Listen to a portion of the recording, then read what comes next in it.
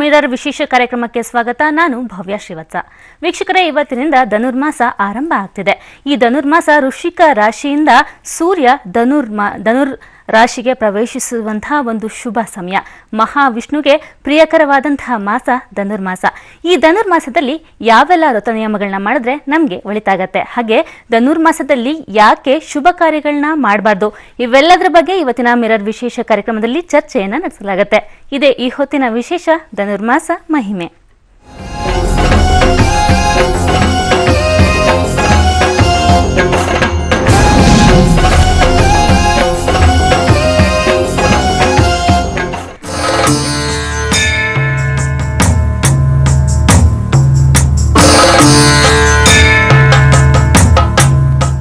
ಇಂದಿನಿಂದ ಧನುರ್ಮಾಸ ಆರಂಭವಾಗಿದೆ. ಸೂರ್ಯದೇವನು ವೃಶ್ಚಿಕ ರಾಶಿಯನ್ನ ಬಿಟ್ಟು ಧನಸ್ಸು ರಾಶಿಯನ್ನ ಪ್ರವೇಶಿಸಿದ್ದಾನೆ.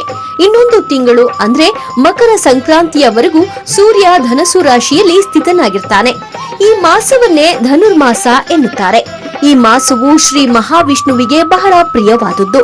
ವೈಷ್ಣವ ಸಂಪ್ರದಾಯದಲ್ಲಿ ಈ ಮಾಸಕ್ಕೆ ಅತ್ಯಂತ ಪ್ರಾಮುಖ್ಯತೆ ಇದೆ. ದೇವರನ್ನ ಧ್ಯಾನಿಸಲು, ಪೂಜಿಸಲು, ಪ್ರೀತಿಸಲು, ಒಳ್ಳೆಯ ಕೆಲಸ ಆರಂಭಿಸಲು ಧನುರ್ಮಾಸ ಅತಿ ಶ್ರೇಷ್ಠ ಮಾಸ. ಬಹಳ ಜನರು ಮಾಸ ದಿನ ಗಳಿಕೆಯನ್ನ ಲೆಕ್ಕಿಸದೆ ತಮಗೆ ಬೇಕಾದ ಸಮಯದಲ್ಲಿ ಎಲ್ಲಾ ಕೆಲಸಗಳನ್ನ ಪ್ರಾರಂಭಿಸ್ತಾರೆ. ಇನ್ನು ಕೆಲವರು ಅರ್ಧ ಆ ಕಡೆ ಇರ್ತಾರೆ, ಇನ್ನರ್ಧ ಈ ಕಡೆ ಇರ್ತಾರೆ. ಅವರು ತಮ್ಮ ಅನುಕೂಲಕ್ಕೆ ತಕ್ಕಂತೆ ಎಲ್ಲವನ್ನ ಅನುಸರಿಸ್ತಾರೆ. ಮತ್ತೆ ಕೆಲವರು ತಮ್ಮ ಮನೆಯ ಪುರೋಹಿತರು ಏನ್ ಹೇಳ್ತಾರೋ ಅದನ್ನ ಚಾಚೂ ತಪ್ಪದೆ ಪಾಲಿಸ್ತಾರೆ. ಅವರು ರಾಹುಕಾಲ, ಯಮಗಂಡ ಕಾಲದಲ್ಲಿ ಕೆಲಸ ಪ್ರಾರಂಭಿಸುವುದಿಲ್ಲ. ವಾಸ್ತು ಪ್ರಕಾರ ಸರಿಯಾದ ದಿಕ್ಕಿನಲ್ಲೇ ನಿಂತು ಕುಳಿತು ಕೆಲಸ ಶುರು ಮಾಡ್ತಾರೆ. ಧನುರ್ಮಾಸವನ್ನ ಶೂನ್ಯ ಮಾಸವೆಂದು ಅನೇಕರು ತಪ್ಪು ತಿಳಿದುಕೊಂಡಿದ್ದಾರೆ. ಧನುರ್ಮಾಸ ಎಲ್ಲಾ ಕೆಲಸಕ್ಕೂ ಬಹಳ ಶ್ರೇಷ್ಠವಾದ ಮಾಸ. ಧನುರ್ಮಾಸವನ್ನ ಮಾರ್ಗಶಿರ ಮಾಸವೆಂದು ಸಹ ಕರೀತಾರೆ. ಈ ತಿಂಗಳನ್ನ ಧನುರ್ ರಾಶಿ ಆವರಿಸಿಕೊಂಡಿರುವುದರಿಂದ ಇದಕ್ಕೆ ಧನುರ್ಮಾಸವೆಂದು ಹೆಸರಿಸಲಾಗಿದೆ. ಧನುರ್ಮಾಸ ವ್ರತ ಪ್ರಾರಂಭವಾಗಿದ್ದೇಗೆ? ಧನುರ್ಮಾಸ ವ್ರತದ ಮಹಿಮೆ ಏನು? ಒಮ್ಮೆ ಬ್ರಹ್ಮದೇವನು ಹಂಸ ಪಕ್ಷಿಯ ಅವತಾರ ಮಾಡಿಕೊಂಡು ಲೋಕ ಸಂಚಾರ ಮಾಡ್ತಿದ್ದ. ಆ ಸಮಯದಲ್ಲಿ ಸೂರ್ಯದೇವನು ಹೆಚ್ಚಿನ ಬೆಳಕು ಮತ್ತು ಶಾಖವನ್ನ ಬ್ರಹ್ಮನ ಮೇಲೆ ಪ್ರಯೋಗಿಸಿದ. ಇದರಿಂದ ಕೋಪಗೊಂಡ ಬ್ರಹ್ಮದೇವನು ನಿನ್ನ ತೇಜೋಬಲ ಕ್ಷೀಣಿಸಲಿ ಎಂದು ಸೂರ್ಯನಿಗೆ ಶಾಪ ಕೊಟ್ಟ. ತಕ್ಷಣ ಸೂರ್ಯನು ಕಾಂತಿಹೀನನಾಗಿ ತನ್ನ ಪ್ರಕಾಶಮಾನವನ್ನ ಕಳೆದುಕೊಂಡ. ಇದರಿಂದ ಭೂಲೋಕದಲ್ಲಿ ಅಲ್ಲೋಲ ಕಲ್ಲೋಲವಾಯಿತು. ಸೂರ್ಯನಿಲ್ಲದೆ ಜಪ, ತಪ, ಹೋಮ, ಹವನಗಳು ನಿಂತು ಹೋಯಿತು. ದೇವತೆಗಳ ಮತ್ತು ಋಷಿಗಳ ನಿತ್ಯ ಕಾರ್ಯಗಳಿಗೆ ತೊಂದರೆ ಆಯಿತು. ಹಲವು ವರ್ಷಗಳ ಕಾಲ ದೇವತೆಗಳು ಬ್ರಹ್ಮನನ್ನ ಕುರಿತು ತಪಸ್ಸು ಮಾಡಿದ್ರು. ಬ್ರಹ್ಮ ಪ್ರತ್ಯಕ್ಷನಾದ ಸೂರ್ಯನಿಗೆ ಕೊಟ್ಟ ಶಾಪ ವಿಮೋಚನೆ ಮಾಡು ಎಂದು ಕೇಳಿದ. ಸೂರ್ಯನು ಧನುರ್ಮಾಸದಲ್ಲಿ ಮೊದಲ ಜಾವದಲ್ಲಿ ಭಗವಾನ್ ಶ್ರೀ ಮಹಾವಿಷ್ಣುನನ್ನ ಪೂಜೆ ಮಾಡಿದ್ರೆ ನನ್ನ ಶಾಪ ವಿಮೋಚನೆ ಆಗುವುದು ಎಂದು ನುಡಿದ. ಅದರಂತೆ ಸೂರ್ಯನು 16 ವರ್ಷಗಳ ಕಾಲ ಮಹಾವಿಷ್ಣುವಿನ ಪೂಜೆ ಮಾಡಿ ತನ್ನ ತೇಜಸ್ಸು ಮತ್ತು ಶಕ್ತಿಯನ್ನ ಪಡೆದುಕೊಂಡ. ಸೂರ್ಯ ದೇವನಿಂದಲೇ ಆರಂಭವಾದ ಈ ಪೂಜೆ ನಂತರ ಲೋಕದಲ್ಲೆಲ್ಲ ಪ್ರಚಾರವಾಯಿತು. ಧನುರ್ಮಾಸವನ್ನ ಶೂನ್ಯ ಮಾಸ ಎಂದು ಕರೀತಾರೆ. ಈ ಮಾಸದಲ್ಲಿ ಶುಭ ಕಾರ್ಯಗಳಾದ ಮದುವೆ, ಗೃಹ ಪ್ರವೇಶ, ಉಪನಯನ ಮುಂತಾದ ಕಾರ್ಯಗಳನ್ನ ಮಾಡುವುದಿಲ್ಲ.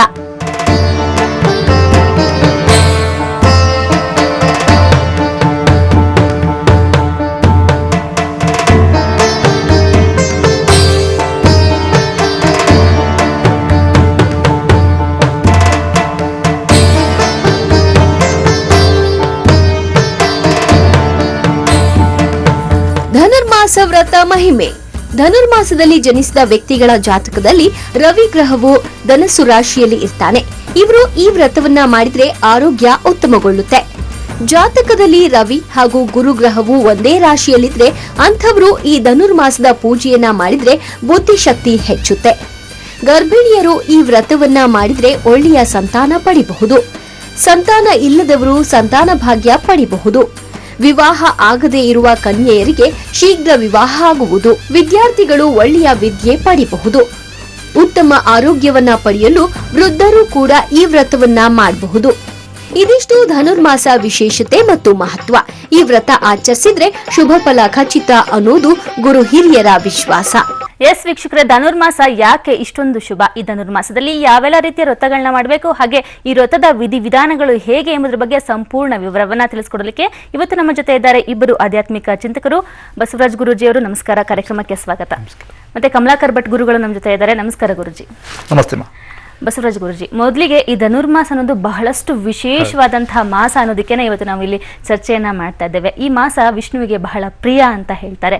ಈ ವೈಷ್ಣವ ಸಂಪ್ರದಾಯದಲ್ಲಿ ಧನುರ್ಮಾಸಕ್ಕೆ ವಿಶೇಷವಾದಂತಹ ಒಂದು ಸ್ಥಾನ ಇದೆ. ಇಷ್ಟೆಲ್ಲ ವಿಶೇಷಗಳಿರೋ ಧನುರ್ಮಾಸದ ಮಹಾತ್ಮೆ, ಹಿನ್ನೆಲೆ, ಪುರಾಣ ಏನು ಗುರುಗಳೇ? ಗುರುವನಹಳ್ಳಿ ಶ್ರೀ ಮಹಾಲಕ್ಷ್ಮಿಯೇ ನಮಃ. ಸಹಸ್ರಾದಿತ್ಯ ಸಂಕಾಶಂ ಸಹಸ್ರವದನ ಪರಂ ಸಹಸ್ರ ದೋಷ ಸಂಹಾರಂ ಪ್ರಪದ್ಯೋಹಂ ಸುದರ್ಶನಂ. ಎಲ್ಲರಿಗೂ ಧನುರ್ಮಾಸದ ಶುಭಾಶಯಗಳನ್ನು ಕೋರ್ತಾ, ಮುಖ್ಯವಾಗಿ ನಾವು ವರ್ಷವನ್ನು, ಕಾಲವನ್ನು, ವರ್ಷ ಅಂತ ಇಟ್ಕೊಂಡಿದ್ದೀವಿ, ಕಾಲವನ್ನು ಆಯನ ಅಂತ ಇಟ್ಕೊಂಡಿದ್ದೀವಿ, ಋತು ಅಂತ ಇಟ್ಕೊಂಡಿದ್ದೀವಿ, ವಾರ ಅಂತ ಇಟ್ಕೊಂಡಿದ್ದೀವಿ, ದಿನ ಅಂತ ಇಟ್ಕೊಂಡಿದ್ದೀವಿ.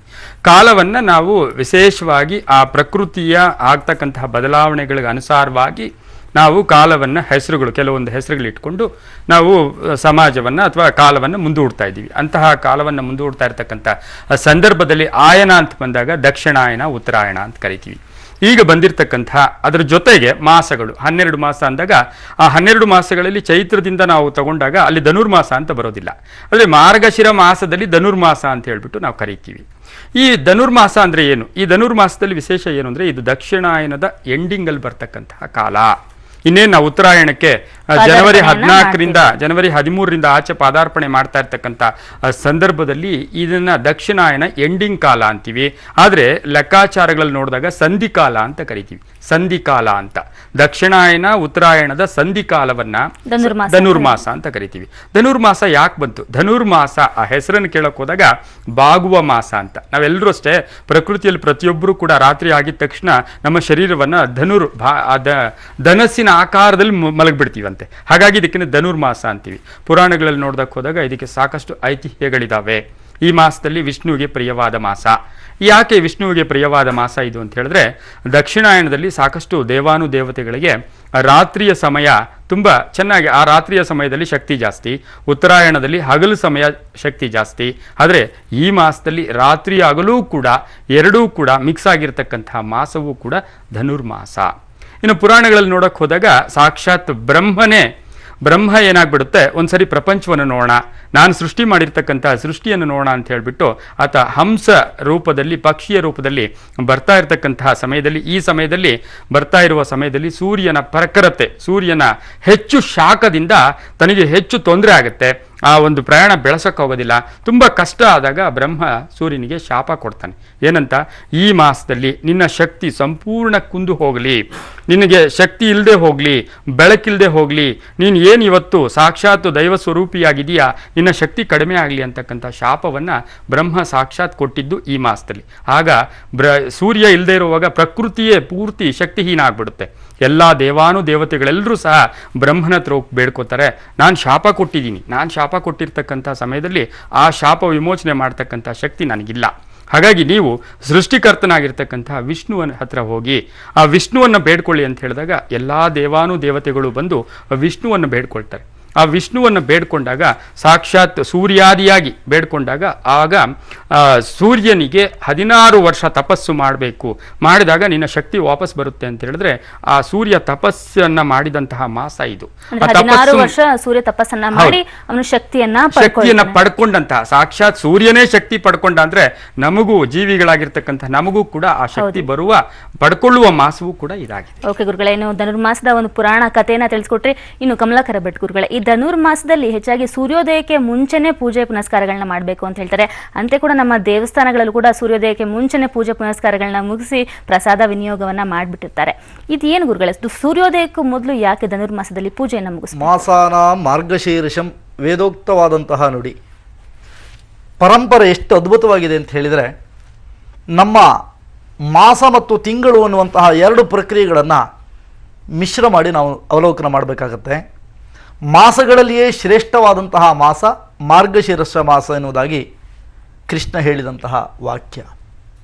ಹಾಗಿರುವಾಗ ಮಾರ್ಗಶಿರ ಮಾಸವೇ ಯಾಕೆ ಶ್ರೇಷ್ಠ, ಬಾಕಿ ಮಾಸಗಳು ಯಾಕೆ ನಮಗೆ ಕನಿಷ್ಠವೋ? ಕನಿಷ್ಠ ಅಂತ ಅಲ್ಲ, ಅಂದ್ರೆ ಶ್ರೇಷ್ಠ ಅಂದ್ರೆ ಗುರುಗಳೇ, ಮಾರ್ಗಶಿರ ಮಾಸ ದೇವತೆಗಳಿಗೆ ಶ್ರೇಷ್ಠನಾ ಅಥವಾ ಮಾನವರಿಗೆ ಶ್ರೇಷ್ಠ? ಮಾನವರಿಗೆ ಶ್ರೇಷ್ಠವಾದಂಥದ್ದು. ಮನುಷ್ಯನಾದವನು ಪ್ರತಿ ಕ್ಷಣದಲ್ಲಿಯೂ ಕೂಡ ಒಂದಲ್ಲ ಒಂದು ರೀತಿಯಾದಂತಹ ಪಾಪಕರ್ಮಗಳನ್ನು ಮಾಡ್ತಾನೆ ಇರ್ತಾನೆ. ಈ ಪಾಪಕರ್ಮಗಳನ್ನು ನಿವೃತ್ತಿ ಮಾಡಿಕೊಳ್ಳುವಂತಹ ದೆಸೆನಲ್ಲಿ ಈ ಮಾರ್ಗಶೀರ್ಷ ಮಾಸ ಬಹಳ ಸಂಪೂರ್ಣವಾದಂಥ ಅಧಿಕ ಫಲವನ್ನು ಕೊಡುತ್ತೆ ಎನ್ನುವಂತಹ ದೃಷ್ಟಿ. ಮತ್ತು ಇನ್ನೊಂದು ಎಡೆಯಲ್ಲಿ ನಾವು ನೋಡಿದಾಗ ನಮ್ಮ ಜೀವನ ನಡೀತಾನೆ ಇರುತ್ತೆ. ನಡೆಯುವಂತಹ ಸಂದರ್ಭದಲ್ಲಿ ದಕ್ಷಿಣಾಯಣದಿಂದ ದಕ್ಷಿಣಾಯಣ ಪುಣ್ಯಕಾಲವನ್ನು ಸಮಾಪ್ತಿಗೊಳಿಸಿ ಉತ್ತರಾಯಣ ಕಾಲದಲ್ಲಿ ನಾವು ನಮ್ಮ ಪ್ರಯಾಣವನ್ನು ಮುಂದುವರಿಸ್ತೇವೆ. ಸಾಮಾನ್ಯವಾಗಿ ನಾವು ನೋಡುವಂತಹ ಸಮಯ ಈಗಿನ ಕಾಲ ನಾವು ಮಳೆಗಾಲ, ಚಳಿಗಾಲ, ಬೇಸಿಗೆಗಾಲ ಅಂತ 3 ಕಾಲ ಏನು ನೋಡ್ತೇವೆಯೋ ಈಗ ಇರುವಂಥದ್ದು ಸಾಮಾನ್ಯವಾಗಿ ಚಳಿಗಾಲ. ಇದರ ಅರ್ಥ ಇಷ್ಟೇ, ಸೋಮಾರಿತನದಿಂದ ನಿನ್ನ ದೇಹವನ್ನು ಯಾವತ್ತೂ ಕೂಡ ಜಡತ್ವಕ್ಕೆ ಒಳಪಡಿಸಿಕೊಳ್ಳಬೇಡ ಎನ್ನುವಂತಹ ದೃಷ್ಟಿಯಿಂದ ಪ್ರಾತಃ ಕಾಲದ ಪೂಜೆ ಪುನಸ್ಕಾರಗಳನ್ನು ಮಾಡ್ತಾ ಬಂದರು.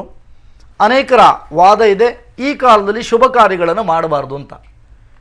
ಶ್ರೇಷ್ಠವಾದ ಮಾಸ ಮಾಡಬಾರದು ಅನ್ನುವಂಥದ್ದು ಇದೆ. ಆದರೆ ಖಂಡಿತವಾಗಿ ಕೂಡ ಜ್ಯೋತಿಷ್ಯ ಶಾಸ್ತ್ರದಲ್ಲಿ ಎಲ್ಲಿಯೂ ಕೂಡ ಇದರ ಉಲ್ಲೇಖಗಳು ನಿಮಗೆ ಸಿಗೋದಿಲ್ಲ. ಯಾವುದೇ ರೀತಿಯಂತ ಈ ಕಾಲದಲ್ಲಿ ಮಾಡಬಾರ್ದು ಎನ್ನುವಂಥದ್ದು ನಿಮಗೆ ಸಿಗೋದಿಲ್ಲ. ಕಾರಣ ಇಷ್ಟೇ, ಹಿಂದೆ ಯಾವುದಾದ್ರೂ ಒಂದು ಒಳ್ಳೆಯ ಕೆಲಸ ನಡೀತಾ ಇತ್ತು ಅಂತಾದರೆ ಹಿಂದಿನ ಕಾಲದಲ್ಲಿ ಅತ್ಯಂತ ಬಡತನ, ಮನೇಲಿ ಬರತಕ್ಕಂಥ ನೆಂಟರು ಇಷ್ಟರು ಬಂಧು ಬಳಗದವರು ಎಲ್ಲರೂ ಕೂಡ ಬಂದರು ಅಂತಾದರೆ ಅವರಿಗೆ ಅವರ ಆತಿಥ್ಯವನ್ನು ಮಾಡಿಕೊಳ್ಳಿಕ್ಕೆ ಸರಿಯಾಗೋದಿಲ್ಲ, ಅಥವಾ ಅವರಿಗೆ ಹಾಸಿಗೆನೋ ಹೊದಿಕೆನೋ ಮತ್ತು ಬೇರೆ ಬೇರೆ ರೀತಿಯಂಥ ಪ್ರಕ್ರಿಯೆಗಳನ್ನು ನೀಡುವಂಥ ಪ್ರಕ್ರಿಯೆಗಳು ಆಗೋದಿಲ್ಲ ಅನ್ನುವಂಥ ದೃಷ್ಟಿಯಿಂದ ಇಟ್ಟಿರುವ ಸಾಧ್ಯತೆಗಳು ಒಂದಾದರೆ, ಶ್ರೇಷ್ಠವಾದ ಅಂಥ ಮಾಸ ಮಾರ್ಗಶೀರ್ಷ ಅಂತ ಹೇಳಿದೆ. ಯಾಕಾಗಿ ಅಂತ ಅವಲೋಕನ ಮಾಡಿದಾಗ ಪ್ರಾತಃ ಕಾಲದಲ್ಲಿ ಪೂಜೆಯನ್ನು ಮಾಡುವುದರಿಂದ ಸಂಪೂರ್ಣವಾದಂತಹ ಫಲಾಫಲಗಳು ಆತನಿಗೆ ದೊರಕುತ್ತೆ. ಹಾಗೆ ಒಂದು 3 ಗಳಿಗೆ ನಂತರದಲ್ಲಿ ಅದನ್ನು ಪೂಜೆಯನ್ನು ಮಾಡಿದಂಥ ಹಂತದಲ್ಲಿ ಮಧ್ಯಂತರ ಕಾಲದಲ್ಲಿ ಸಾಮಾನ್ಯವು, ಅಪರಾಹ್ನ ಕಾಲದಲ್ಲಿ ನಿಷ್ಪ್ರಯೋಜನ ಅಂತ ಕಾರ್ಯಕ್ರಮವನ್ನು ಯಾವುದೇ ಒಂದು ಪೂಜೆ ಮಾಡುವಂಥ ಸಂದರ್ಭದಲ್ಲಿ ಪ್ರಾತಃ ಕಾಲದಲ್ಲಿ ಪೂಜೆ ಮಾಡಿದಾಗ ಸಂಪೂರ್ಣವಾದಂತಹ ಫಲಾಫಲಗಳು ದೊರಕುತ್ತೆ ಎನ್ನುವಂತಹ ದೃಷ್ಟಿ. ಪ್ರತಿ ಮಾಸದಲ್ಲೂ ಕೂಡ ಪ್ರಾತಃ ಕಾಲದಲ್ಲೇ ಪೂಜೆ ಬಹಳ ಶ್ರೇಷ್ಠ. ಆದರೆ ಈ ಮಾಸದಲ್ಲಿ ನಾವು ವೈಜ್ಞಾನಿಕವಂತಹ ಕಾರಣಗಳನ್ನು ಇಟ್ಕೊಳ್ಬೇಕಾಗತ್ತೆ. ಮುದ್ಗಾನ್ನವನ್ನು, ಶಾಲ್ಯಾನ್ನವನ್ನು ಮಾಡಿರ್ತೀರಿ ನೀವಲ್ಲಿ. ಪ್ರತಿಯೊಂದು ದೇವಸ್ಥಾನದಲ್ಲಿ ಕೂಡ ಪೊಂಗಲ್ ಸೇವೆಗಳು ಸಾಮಾನ್ಯವಾಗಿ ನಡೆಯುತ್ತೆ. ಈ ಪೊಂಗಲ್ನಲ್ಲಿ ಮಿಶ್ರಣ ಮಾಡ್ತಕ್ಕಂಥ ಬೆಲ್ಲ ಈ ಒಂದು ಕಾಲದಲ್ಲಿ ಪಿತ್ತ ಜಾಸ್ತಿ ಆಗ್ತಾ ಇರುತ್ತೆ. ಸಾಮಾನ್ಯವಾಗಿ ಜನರನ್ನು ನೋಡಿರಬಹುದು. ಪಿತ್ತದ ಅಂಶಗಳನ್ನು ಕಡಿಮೆ ಮಾಡಲಿ ಎನ್ನುವಂತಹ ದೆಸೆಯಲ್ಲಿ ವೈಜ್ಞಾನಿಕ ಕಾರಣಗಳನ್ನು ಒಳಗೊಂಡು ಬೆಲ್ಲದ ಬಳಕೆಯನ್ನು ತಂದರು. ಹಾಗೆ ಈಗ ಒಂದು ಚಳಿಗಾಲದಲ್ಲಿ ನಮ್ಮ ಚರ್ಮಗಳೆಲ್ಲವೂ ಕೂಡ ಒಡಿತಾ ಬರುತ್ತೆ. ಹೆಣ್ಮಕ್ಳಿಗೆಲ್ಲರೂ ಕೂಡ ವಿಪರೀತವಾಗಿರತಕ್ಕಂಥ ಅನುಭವಗಳಿರುತ್ತೆ, ಎಲ್ಲರಿಗೂ ಕೂಡ ಅನುಭವ ಇರುತ್ತೆ.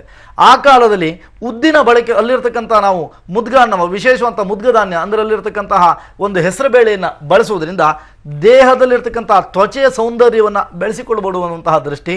ಮತ್ತು ಪ್ರಾತಃ ಕಾಲದಲ್ಲಿ ನಾವು ಇವತ್ತು ಈ ಒಂದು ಅನ್ನವನ್ನು ಸ್ವೀಕಾರ ಮಾಡುವುದರಿಂದ ಪಚನತ್ವದ ಶಕ್ತಿ ಜಾಸ್ತಿ ಆಗುತ್ತೆ ಎನ್ನುವಂತಹ ದೃಷ್ಟಿಯಿಂದ ವೈಜ್ಞಾನಿಕ ಕಾರಣಗಳನ್ನು ಇಟ್ಕೊಂಡು ಈ ಧನುರ್ಮಾಸದ ಆಚರಣೆಗಳನ್ನ ಆಚರಣೆ. ನೀವು ಹೇಳ್ತಿದ್ದೀರಾ ಧನುರ್ಮಾಸದಲ್ಲಿ ಯಾವುದೇ ಶುಭ ಕಾರ್ಯಗಳನ್ನ ಮಾಡಬಹುದು ಅಂತ ಹೇಳ್ತೀರಾ? ಖಂಡಿತ ಮಾಡಬಹುದು. ಅಂದ್ರೆ ಯಾರು ಭಕ್ತರು ನಿಮ್ಮ ಹತ್ರ ಬಂದು ನಾವು ಧನುರ್ಮಾಸದಲ್ಲಿ ಒಂದು ಮನೆ ಕಟ್ಟಬೇಕು, ಮದುವೆ ಮಾಡಬೇಕು ಅಂದ್ರೆ ನೀವು ಡೇಟ್ ಕೊಡ್ತೀರಾ? ನೋಡಿ, ಅಮಾವಾಸ್ಯೆ ದಿನ ಬಂದರೂ ಕೂಡ ನಾನು ಕೊಡ್ತೇನೆ. ಹೇಗೆ ಅಂತ ಕೇಳಿದ್ರೆ ಮಾನಸಿಕವಾಗಿ ಅಮಾವಾಸ್ಯೆ ಮಾಡಿಕೊಳ್ಳದೆ ಅಮಾವಾಸ್ಯೆ ದಿನ ನೀವು ಕರ್ತವ್ಯಗಳನ್ನು ಮಾಡಿದ್ರು ಕೂಡ ತಪ್ಪು ಅಂತ ಹೇಳಿ. ಯಾಕಂದ್ರೆ ಬಹಳಷ್ಟು ವರ್ಷಗಳಿಂದ ಇದು ಬೇರೂರುವಂತಹ ಒಂದು ವಿಷಯ. ಇಲ್ಲ, ಪ್ರಾಂತೀಯವಾಗಿ ಮಾತ್ರವೇ. ಮಲೆನಾಡಿರಬಹುದು, ಕರಾವಳಿ ಪ್ರದೇಶಗಳಿರಬಹುದು, ಇಲ್ಲಿ ಧನುರ್ಮಾಸದ ಆಚರಣೆಗಳನ್ನೇ ಮಾಡೋದಿಲ್ಲ. ಹಾಗನ್ನ ಮಾತ್ರಕ್ಕೆ ಉತ್ತರ ಕರ್ನಾಟಕದ ಅನೇಕ ಪ್ರಾಂತ್ಯಗಳಲ್ಲಿ ಕೂಡ ಈ ಧನುರ್ಮಾಸದ ಆಚರಣೆಗಳಿದೆ ಅಂತ ಹೇಳಿ ಅರಿಯುವಂಥದ್ದು ಕೂಡ ಅಲ್ಲ. ಕಾರಣ ಏನು ಅಂತ ಕೇಳಿದ್ರೆ, ದಕ್ಷಿಣ ಪ್ರಾಂತ್ಯವನ್ನ ನಾವು ಅವಲೋಕನ ಮಾಡಿದಾಗ ಮಾತ್ರವೇ ಈ ಧನುರ್ಮಾಸದ ಆಚರಣೆ ಬಗ್ಗೆ ಹೆಚ್ಚಿನ ಮಾಹಿತಿನ ಪಡ್ಕೊಂತೀರಿ. ವೀಕ್ಷಕರೇ, ಇನ್ನು ಧನುರ್ಮಾಸದಲ್ಲಿ ಯಾವ ವ್ರತಗಳನ್ನ ಮಾಡಬೇಕು, ಯಾವ ವ್ರತಗಳನ್ನ ಮಾಡಿದ್ರೆ ಶ್ರೇಷ್ಠ, ಆ ವ್ರತಗಳನ್ನ ಮಾಡೋದು ಹೇಗೆ, ಅದರ ವಿಧಿವಿಧಾನಗಳನ್ನ ತಿಳಿಸ್ಕೊಡ್ತೀವಿ. ಗುರುಗಳೇ, ಈ ಧನುರ್ಮಾಸ ಅಂದ್ರೆ ನಮಗ್ ಗೊತ್ತಿರೋ ಪ್ರಕಾರ ನಾವು ಚಿಕ್ಕ ವಯಸ್ಸಲ್ಲಿದ್ದಾಗಲೆಲ್ಲ ಬಹಳ ಸೂರ್ಯೋದಯಕ್ಕೆ ಮುಂಚೆ ಬೇಗ ಎದ್ದು ದೇವಸ್ಥಾನಗಳಿಗೆ ಹೋಗಿ ಪೂಜೆಯನ್ನ ಮಾಡಿಸ್ಕೊಂಡು ಅಲ್ಲಿ ಕೊಡ್ತಿರುವಂತಹ ಪ್ರಸಾದವನ್ನ ತಿನ್ನೋದು, ಇದೊಂದು ಸರಳ ವಿಧಾನ. ಇನ್ನು ಈ ಧನುರ್ಮಾಸದಲ್ಲಿ ವ್ರತ ನಿಯಮಗಳನ್ನ ಅನುಸರಿಸಿದ್ರೆ ಬಹಳ ಕೋಟಿ ಕೋಟಿ ಫಲಗಳು ಪ್ರಾಪ್ತಿಯಾಗತ್ತೆ ಅಂತ ಹೇಳ್ತಾರೆ. ಈ ಧನುರ್ಮಾಸದಲ್ಲಿ ಯಾವ ವ್ರತ ತುಂಬಾ ಶ್ರೇಷ್ಠ? ಕಮಲಾಕರ್ ಭಟ್ರು ಹೇಳಿದಾಗೆ ಮಾಸಾನ ಮಾರ್ಗಶೀರ್ಷ ಅಂತ ಸಾಕ್ಷಾತ್ ವಿಷ್ಣುವೇ ಭಗವದ್ಗೀತೆಯಲ್ಲಿ ಹೇಳಿದ್ದಾನೆ, ಕೃಷ್ಣನೇ ಹೇಳಿದ್ದಾನೆ. ಈ ಮಾಸದಲ್ಲಿ ಸ್ಪೆಷಲ್ ಏನು ಅಂತ ಹೇಳಿದ್ರೆ ಮಾಸ ಪೂರ್ತಿ ಕೂಡ ವಿಶೇಷ. ಆ ಮಾಸದಲ್ಲಿ ಮಾಸ ಪೂರ್ತಿ ಮಾಡದೇ ಇರತಕ್ಕಂಥವ್ರು 3 ದಿನ 5 ದಿನ ಹೀಗೆ ಬೆಸ ಸಂಖ್ಯೆಯಲ್ಲಿರ್ತಕ್ಕಂಥ ದಿನಗಳನ್ನು ಪೂಜೆ ಪುನಸ್ಕಾರಗಳನ್ನು ಮಾಡೋದು. ಅದರಲ್ಲೂ ಸಹ ಉಷಃ ಕಾಲಕ್ಕೆ ಹೆಚ್ಚು ಪ್ರಾಶಸ್ತ್ಯ ಇಲ್ಲಿ. ಉಷಃ ಕಾಲ ಅಂದರೆ ನಕ್ಷತ್ರಗಳು ಕಾಣಿಸ್ತಾ ಇರಬೇಕಂತೆ.